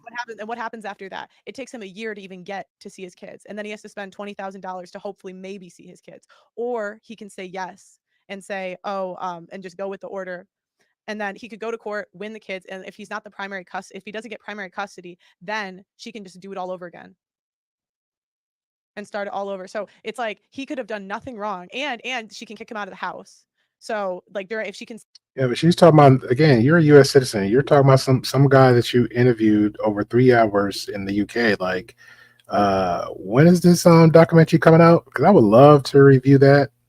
Definitely have people overseas, people that actually do homework and stuff like this. We would love to get together and dissect this one because I feel like this is like the shame, blame, and explain part. So it's like a one-sided conversation. So I would love to see the what's part of the 3-hour document that she did. And this was a long time ago. This is like what, if I'm guessing, the Nick interview was like 6 months ago. So she claims she did the 3-hour documentary with this guy in the UK. So between 3-6 months ago, that sucker should be already packaged and wrapped, right? And should be out there. So for us, the world to see. I would love to unpack that. A guy in the UK who had the bad deal on child support and all this good stuff in the UK. Yeah, I got a buddy in Germany, and he's dealing with a similar situation, but he's not crying and losing his kid. Like, yeah, I would love to unpack that. Bro, definitely let us know. Let us know, because it's like 3-4 months. Like, how long did it take to get your team on it? Don't you guys? Didn't she say she have a team? I'm confused. She said she had a team, so she doing that 70-30 split. She's doing that 70-30 split for the new YouTubers out there. She guarantees you 40K subscribers. She can make you famous. So, she can get the team on. If she did the homework and all the stuff with the interviewing with the guy for 3 hours, this should be already out there, right? Or is it just me? I don't know. I'm the slow one. Say he abused her and she's paid to do that, literally by the government, and then he loses his house. So now everything he owns is gone. This man's living in his car. And this is from a woman that was from a Muslim background. She was in the West, but her parents were from, I can't remember where, but it was some traditional country. Like, what was he supposed to do? Yeah. Like, what is he? And now it's been 3 years. He's like crying because he hasn't seen his 3 daughters. And you could say you have no sympathy, but like, how could you not have said, like, this is why men commit suicide, because they and then he lost his job because he's homeless and he's under such stress trying to see his children that like he can't be, he worked in like electric. And so how is he supposed to keep his job and be mentally stable and like working under like these basically very dangerous conditions when he made a lot of money? And on top of that, now he loses his job and he's paying $1,500 a month in child support with no job. And COVID delayed everything. He made a lot of money, but he's living in his car. He made a lot of money, but he made a lot of money. He's stressing and he living in his car off of one kid. I don't know. I need to see this documentary. This will be a good conversation. How you making a lot of money? You living in your car? I don't understand that. Well, he did everything right. He didn't even get married by the state either. He wasn't even like married in the state. So he didn't get. Hey, salute to you, dude, brother. Hey, man, I was gonna stream early, right?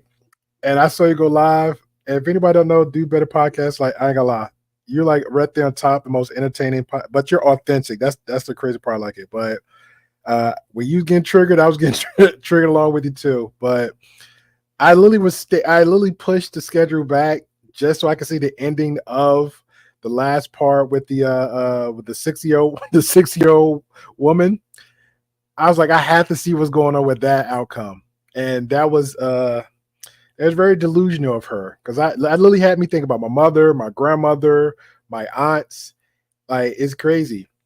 But you do, yeah. But you have certain people live like that. But yeah, definitely, you're more than welcome. Check out the Do Better Podcast. He streams every morning, and he do like definitely upload. So yeah, it was a very interesting conversation. I actually do have some content. I'm gonna email you today, so I'll try to make up for the one that you didn't do. But I definitely got one. I think you might be interested in. It's a Passport Bros. I don't think I can do it on my side, but I think it'd be very entertaining on your end. Yeah, that's my mother age too. My mother like what, 62? And I wish he would. I don't care if we don't get along or not. I wish he would. I wish he would. I definitely appreciate you, man. That was a great. I was like, what? He didn't do that. All he did was have a kid. And the problem is when men have children, like Where's he it. from? He's from the UK. There's a white dude, black dude. He was Muslim. But what is he? What is he Arab? I don't remember exactly. You don't remember, Pearl? It's like been like a 3-hour interview. I remember everything. Like, I remember he was Inky for us. I remember every conversation me and Inky had. My platform, especially my platform, and hers. But you had a 3-hour document of a guy and you don't remember like the basic details? Come on, Pearl. Come on. But no, he was born in the UK, but he's from a Muslim background. So his parents were from somewhere else. So it's like what did he do wrong? Yeah. He picked the right girl. I mean, did he pick the right girl? Did he pick the right girl? She wasn't super out there. She came from a good family. Did you see his face? Yeah. Is he is he a black guy? Is he an Arab guy? Is he a white guy? Is he Chinese? What is he? I'm Arab, I would say. He's an Arab? Okay, so it's an Arab Muslim guy. What country was this that he met this lady? He met her here. And she's a Muslim woman, also an Arab woman. And they break. She heads to the court system. And then she leaves the country, or she's still in the country? They're both in the same country. She's still in the country. But the problem is she took the kids and accused him of abuse. So he can't even go visit them because of this allegation of abuse. Correct. And the problem is it takes a year a lot of times, and it was delayed with COVID for them to even get to see his kids. Wow. And even get to go to court to get the chance to see his kids. Yeah. So no, that's foul. That's foul. That's foul. Do you think those groups of men deserve reparations? I think those groups of men deserve to get access to their kids. And I think women should face jail time that do not let men see, or women that spitefully, I think that the family court system is so messed up. And the more I learn about it, the more I just cannot even believe how messed up it is. Because it's up to the discretion of a judge. He doesn't even get a jury. That's not what he asked he can be accused of abuse. But do I think they deserve reparations? I think that the women should be punished for what they're doing. I don't think there's going to be an easy way to do that. But for the time that he's missed, right? You got to talk about. You mentioned he hasn't been able to secure any employment time off from the kids. Yeah, he's living in his car. That he has a case to sue the government. Potentially, maybe. Then I don't know the solution to this. Yeah, I don't know the solution. Bro, you don't know the solution? You just talked with this man for over 3 hours. You should know something about him. You don't know nothing. You need to do the homework on the background of the girl he was married with. He had the kid by. No homework on the background of the country you keep bringing up consistently all the time in the UK. Like we don't know nothing, huh? We don't know nothing. Oh man, we don't know nothing. We don't remember nothing. We can't get full context or anything. Come on, Pearl. I'm gonna be honest. I'm very interested of the documentary that she done with the guy for the 3-hour interview. I would love to see this. Love. To it. I think that women should face jail time that do not let fathers see their kids. I think it's that serious. Yeah, but you throw her in jail. What about me? I need some bread. I need some paper from the government. You ruined my life with the corroboration of this trollop. I don't get no retribution in Pearlie's world. Correct. I don't really have a strong opinion on it. I don't know. She don't know nothing, Hotep. Okay. I mean, the reason why I asked that is because, you mentioned, that's where your passion lies right now, right? And helping these types of men. And, I just thought, following that line of thinking, you'd like to see them, get some sort of retribution. Yeah. But I get it. You want to stand 10 tones down. Yeah, because I got notes. I've written down Pearl's channel is about men's issues. So her channel is about men's issue. Wouldn't you want to have some kind of solutions to most of these issues? Or we're just going to just talk about issues with no solutions? That doesn't make sense. Shame on you, Pearl. Shame on you. What's that? No, it's more, I just don't know the best way how you would do that because it's so common. Yeah. So if there was a way to do it that made sense, yeah, maybe, but I don't know. So, but there's lawsuits all the time, huh? right? Like people just sue people, Actually, I especially think here in America. they're suing somebody here, hypothetically. Yeah.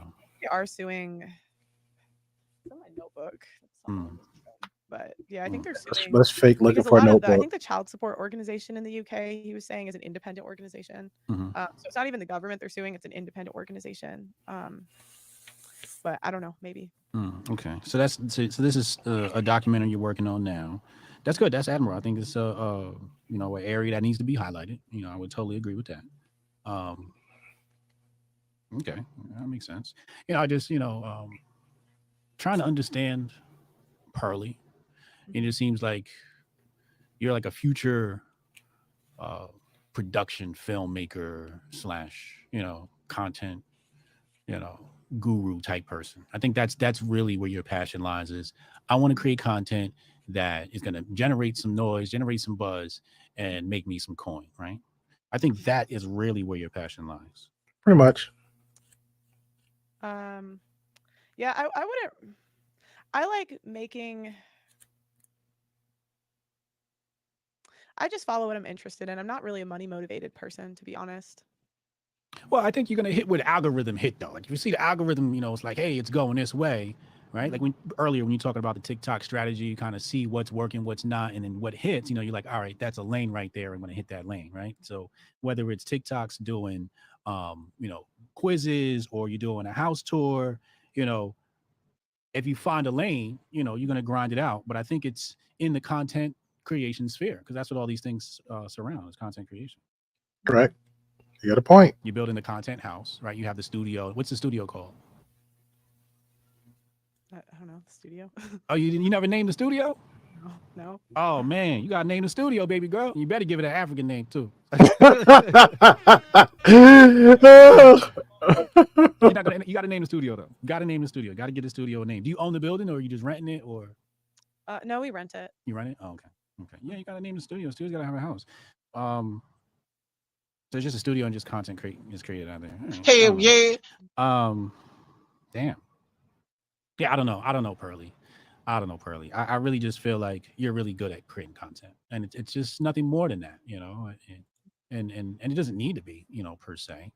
But I think you're good at it, and you're helping other people do it. So you must know what you're doing. If you're grabbing people, and putting them in your studio, and saying, "Hey, I can grow your subscribers 40,000 in 4 months." Yeah, but it still doesn't. Yeah, but it still doesn't. Again, she could do that, but it still doesn't add up to the views, which is to me it's kind of lame. Like if I can get all subscribers all day, but I want my views up. Like teach me how to do that. Teach me how to get my viewers up. Teach me how to get the Cash App, Super Chats, the memberships. Yeah. Teach us that. That's what we want. And along with that, teach us how to get collaborations with big other content creators like Hotep Jesus. Get me on with with a one-on-one with the Fresh and Fit team. Give me a one-on-one with what's his name? No Jumper them. That's what we want, Pearly. We don't want you giving us just the 40K subscribers because all it is a optical illusion flex. That's all that is. I've seen many people get like 50, 60K, and it's pretty much mostly because of the shorts. Everybody can get subscribers off the shorts, but the people's not sticking around for you. It doesn't mean nothing. But what's this? We'll come back to that because I can't remember the other guy, but it's like Sarah Garvey. That was her old co-host, around for like almost a year. He left. He didn't like the contract deal. Then you had King Richie's. He just previously left, according to him, but that was a lie. He claimed that he separated from the Just Pearly's team, but he was still using her studio and all the equipment, streaming in her studio, using her thumbnail guy, using her quote-unquote team and producer. But now he's officially back doing his own thing because you see him just like me in a corner in the wall.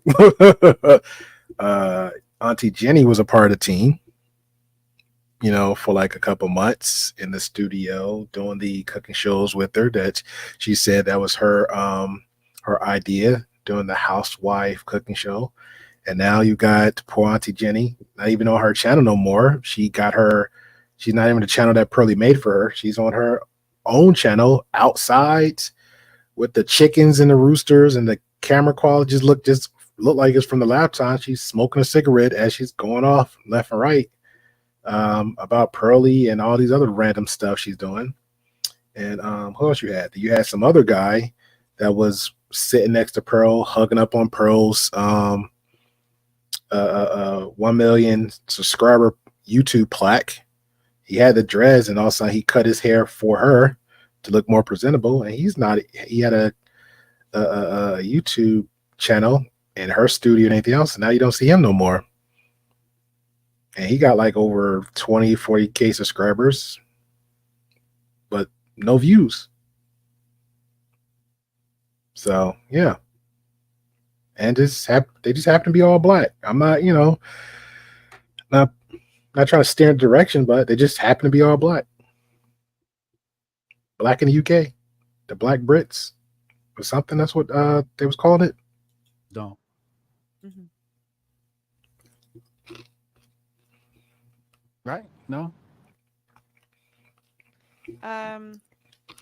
Sure. And I'm not trying to make you, look bad. I'm not trying to make you look bad. I just Mhm. want to get, the honesty from you, the honest take on where some of these things are. Some things I totally understand. Like, you just haven't done the research on it. You haven't thought about it long enough. I totally get that. But, who you are, who Pearly is, I'm just looking for a little bit of transparency there, and I think that it's okay to say, I'm a content creator and I like making content and I'm really good at it. Facts. Mhm. Nothing wrong with that.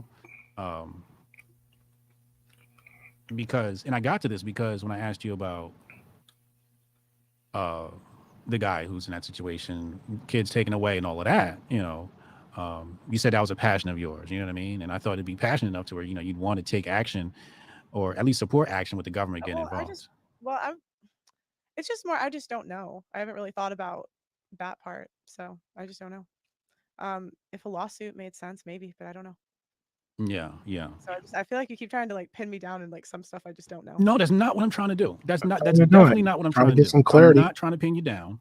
I'm trying clarity. to figure out where you stand on things, right? Like where, for example, you said, I would be with reparations if those people were alive. And then we're talking about this dude here who's alive, going through something very real. You're documenting it. So I'm saying, okay, so this guy is alive, going through it. And now you're saying, well, I don't know, right? So that's what I'm trying. Again, she don't understand. Either she does or she don't care. That's just pretty much what it is. Either she does know or she don't understand what reparation is. So we'll have that. We'll echo that again. Reparation in the context of history and social justice refer to the compensation or amends made by one party or another for past wrongs, injustices, or harms inflicted upon a group or individuals.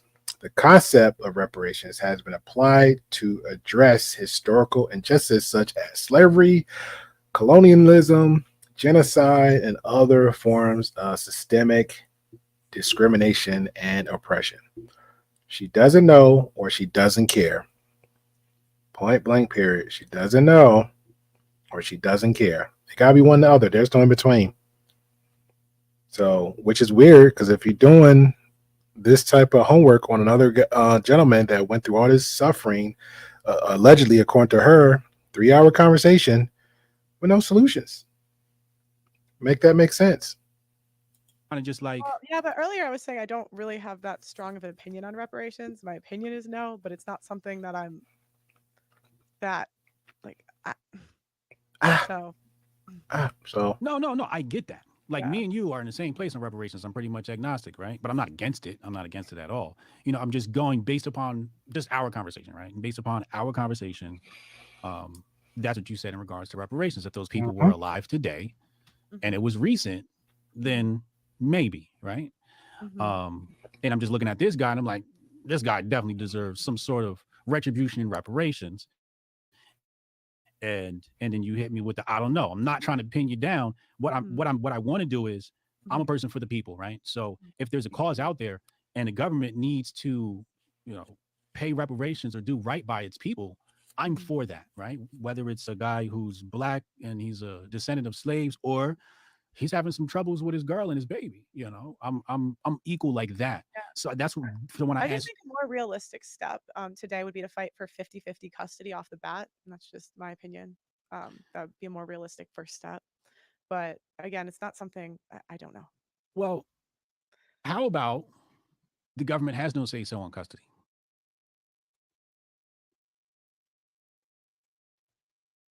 Right? Let's think about that for a second. Because I'm like you, I've never thought about this subject matter before. Mm-hmm. What does that look like? Right? Where there is no government to go to. Right? Mm-hmm. What are the ramifications here? If a woman runs off with your child that's kidnapping, you can't take somebody away from the kids. Right? Mm-hmm. So I guess we would have government involvement in that regard.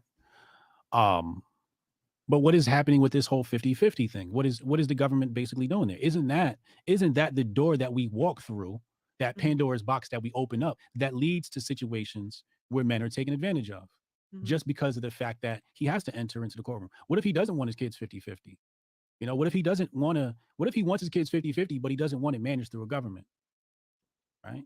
There's a lot of Well, she should be able to answer that question real easy. She said she just interviewed him for 3 hours. Now she look like she mad, but that's no here than there. But she do like she mad. But she can answer that question real easy. She just talked to the man over 3 hours. She would know if he wants the kid 50-50. She would know because he's making money, but he live in the car, which is weird. But she should know. like nuances to this conversation. I don't know. I'm a thinker. Like everybody comes on the channel like, oh yeah, we're here for the big brain content. Big brain content. Uncle Hotep in the chat, he hating. But yeah, I don't know. I just want to, just trying to figure out where your line is, I guess you can say. This. Uncle Hotep is a big fan of yours. He loves white women. And obviously he agrees with you. He says the NASA gets no reparations. But he's one of those sellout coon Negroes I was telling you about before that pose as black conservatives. Bruh. But that's a whole nother education for another day. That's kind of rude. You said that's rude? Yeah, isn't that kind of rude? I have a show with him every Thursday. Okay. He knows how I feel about him. He knows what he is. That he's a sellout? Why do you think he's a sellout? Oh, well, mostly because he's a white man in black skin. He has your talking points. Your talking points are definitely not of the culture. Why do you say talking points instead of worldview? Like when you say talking points, it just seems like you're accusing me of being disingenuous. No. What I'm accusing you of is naivety. That I will admit I'm accusing you of. I'm not accusing you of being disingenuous. If you were disingenuous, you wouldn't say half the shit you said. If you were disingenuous, you wouldn't have interviewed Nick Fuentes and then said, I'm going to put it back up. Disingenuity is not what I see. And I think that's what people are trying to pin on you. I think people are trying to pin on you that you are disingenuous racist. And I would not say that. Well, to be fair, right now, she is being kind of disingenuous. And from the video with Nick Fuentes, I'm going to still label her racist based on the fact of she still haven't put the video back up. None of it. She still haven't put up. She said she was going to. She still hasn't. It's been like over 6 months. So to be fair, yes, very disingenuous. I understand this is the moment they had the interview. She said she's going to do it, but we're still waiting. Heck, we're still waiting on the receipts, the response between her and Ethan. She's going to show all this data. Still waiting on that. So yes, I think she's very disingenuous for the most part. I would say you're a white girl about her coin. That's how I put it. And there's nothing wrong with that. There's nothing wrong with that. But that's how I view it. You know how to get out here and make these pieces of content. You know how to go viral. You know how to make money. That's what you do. You take people's YouTube channels and you make them make money. I think that's what you are. But I don't think you've done enough studies to really come out here in this political arena and talk with authority, which is why if you can't talk with authority, you can't be disingenuous. You see what I'm saying? You would have to, and that's why I said I would call it talking points and not a worldview, because if it was a worldview, you would have been more well read. You know what I'm saying? Like you would know who Marcus Garvey is. You have, especially since your co-host, that's part of his name, that's where he borrowed from, right? I think you would have taken a dive into more of the studies of the differences between a libertarian. For example, have you gotten into Rothbard work, Murray Rothbard? But Have you read? I wouldn't say I'm in the political sphere, really. Well, Rothbard's more economic, and that's your lane, because that's what you went to school. See, she don't even know that. Yeah, so Rothbard is in that lane. Economics, monetary policy. He's got a ton of stuff that he's done on that. Milton Friedman, you familiar with Milton Friedman? Yeah, I know Milton Friedman. Okay. So when I think about that stuff, I'm thinking like, well, you haven't gotten into Milton Friedman, which means you probably don't know about Mises and the Mises Caucus, right? You probably don't know about comic Dave Smith, right? There's this whole other side of these conversations that exist that you haven't been exposed to. So therefore, you couldn't have a worldview because you'd have to see all the points. The only thing that the internet has done for you is provide you with talking points and no substance. And that's the majority of people online. Talking points, no substance. I've been ignorant to a lot of these facts. It's just that I've been fortunate enough to be around people like Sonny Johnson, who's given me the education, who's shown me things like when we talk about why don't black people vote for the Republican Party, when you really dive into the details, you find out there was no Republican on the ballot. You know what I'm saying? Like in their region, in their district, there's no Republican on the ballot. That's the only choice they had, was that because the Republicans didn't support one or wouldn't put one there. And then there's the backdoor deals, gerrymandering, moving districts around. It's basically the Republicans and the Democrats behind closed doors are basically saying, hey, here are your votes in this area. You have those. Here are. Sir, she's zoned out. She's not even at list, like clearly listening to what you're saying. She's rocking back and forth. She went from in frame to out frame. She was in the dead center of the camera. Now she like slowly, her head's about to be outside the frame of the camera. She's not listening to you. She is not listening to you. She's just like, hours. Don't come over here and I won't go over there. Just regular gang warfare. You're not privy to all this information, but it's because you haven't been exposed to it, right? Mostly because you're not even in this lane. I'm in the politics and economics lane. You're in the relationship lane. So there's a whole bunch of sources and things you'll cite that I've never saw before, right? So when you say disingenuous, I'm not saying you're being disingenuous with these political talking points. I'm just saying it's just naivety. Yeah. And you're 26. You got kids? No. You they accuse me of having kids, though. They're like, she has a secret child. I'm like, no, I don't. You got an African baby somewhere in Sudan, don't you? No, I don't. Yeah, you do. I swear. But I'm 42, right? So when I look at somebody that's 20 something, I'm like, oh, you an idiot. Just off the bat, just off your age. Just off your age. Not pearly things. Don't take that personal and be like, oh my God, he called me an idiot on the show. That's not what I'm doing.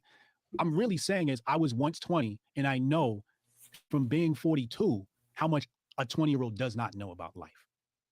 You see what I'm saying? I know you haven't had the time in. I know that my views changed from the moment I had children. So I could never expect you to have a worldview until you have kids, until you've selected a mate and settled down and had kids, and then say, I'm going to come into this conversation with a worldview, life experience, time in.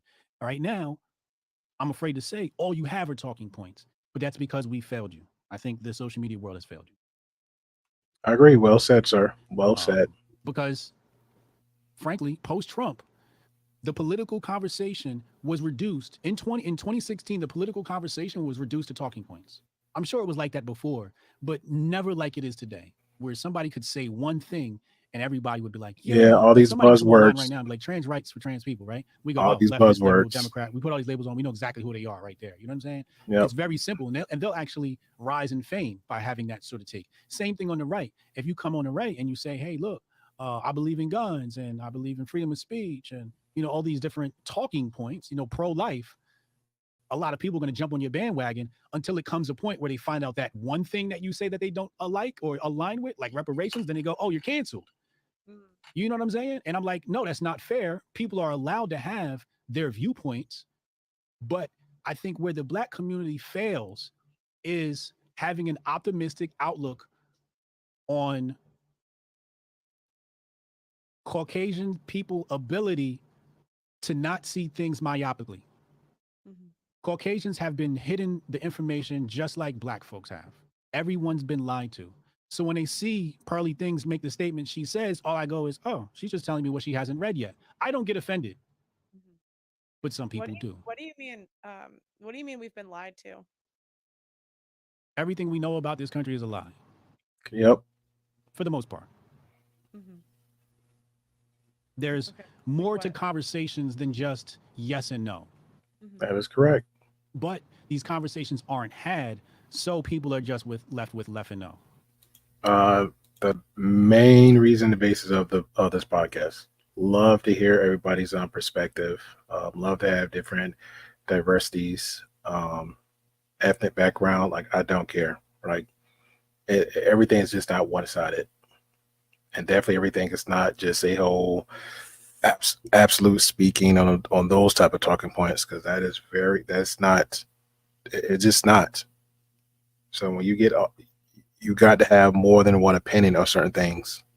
You got to actually get to some kind of truth or understand the other side of things.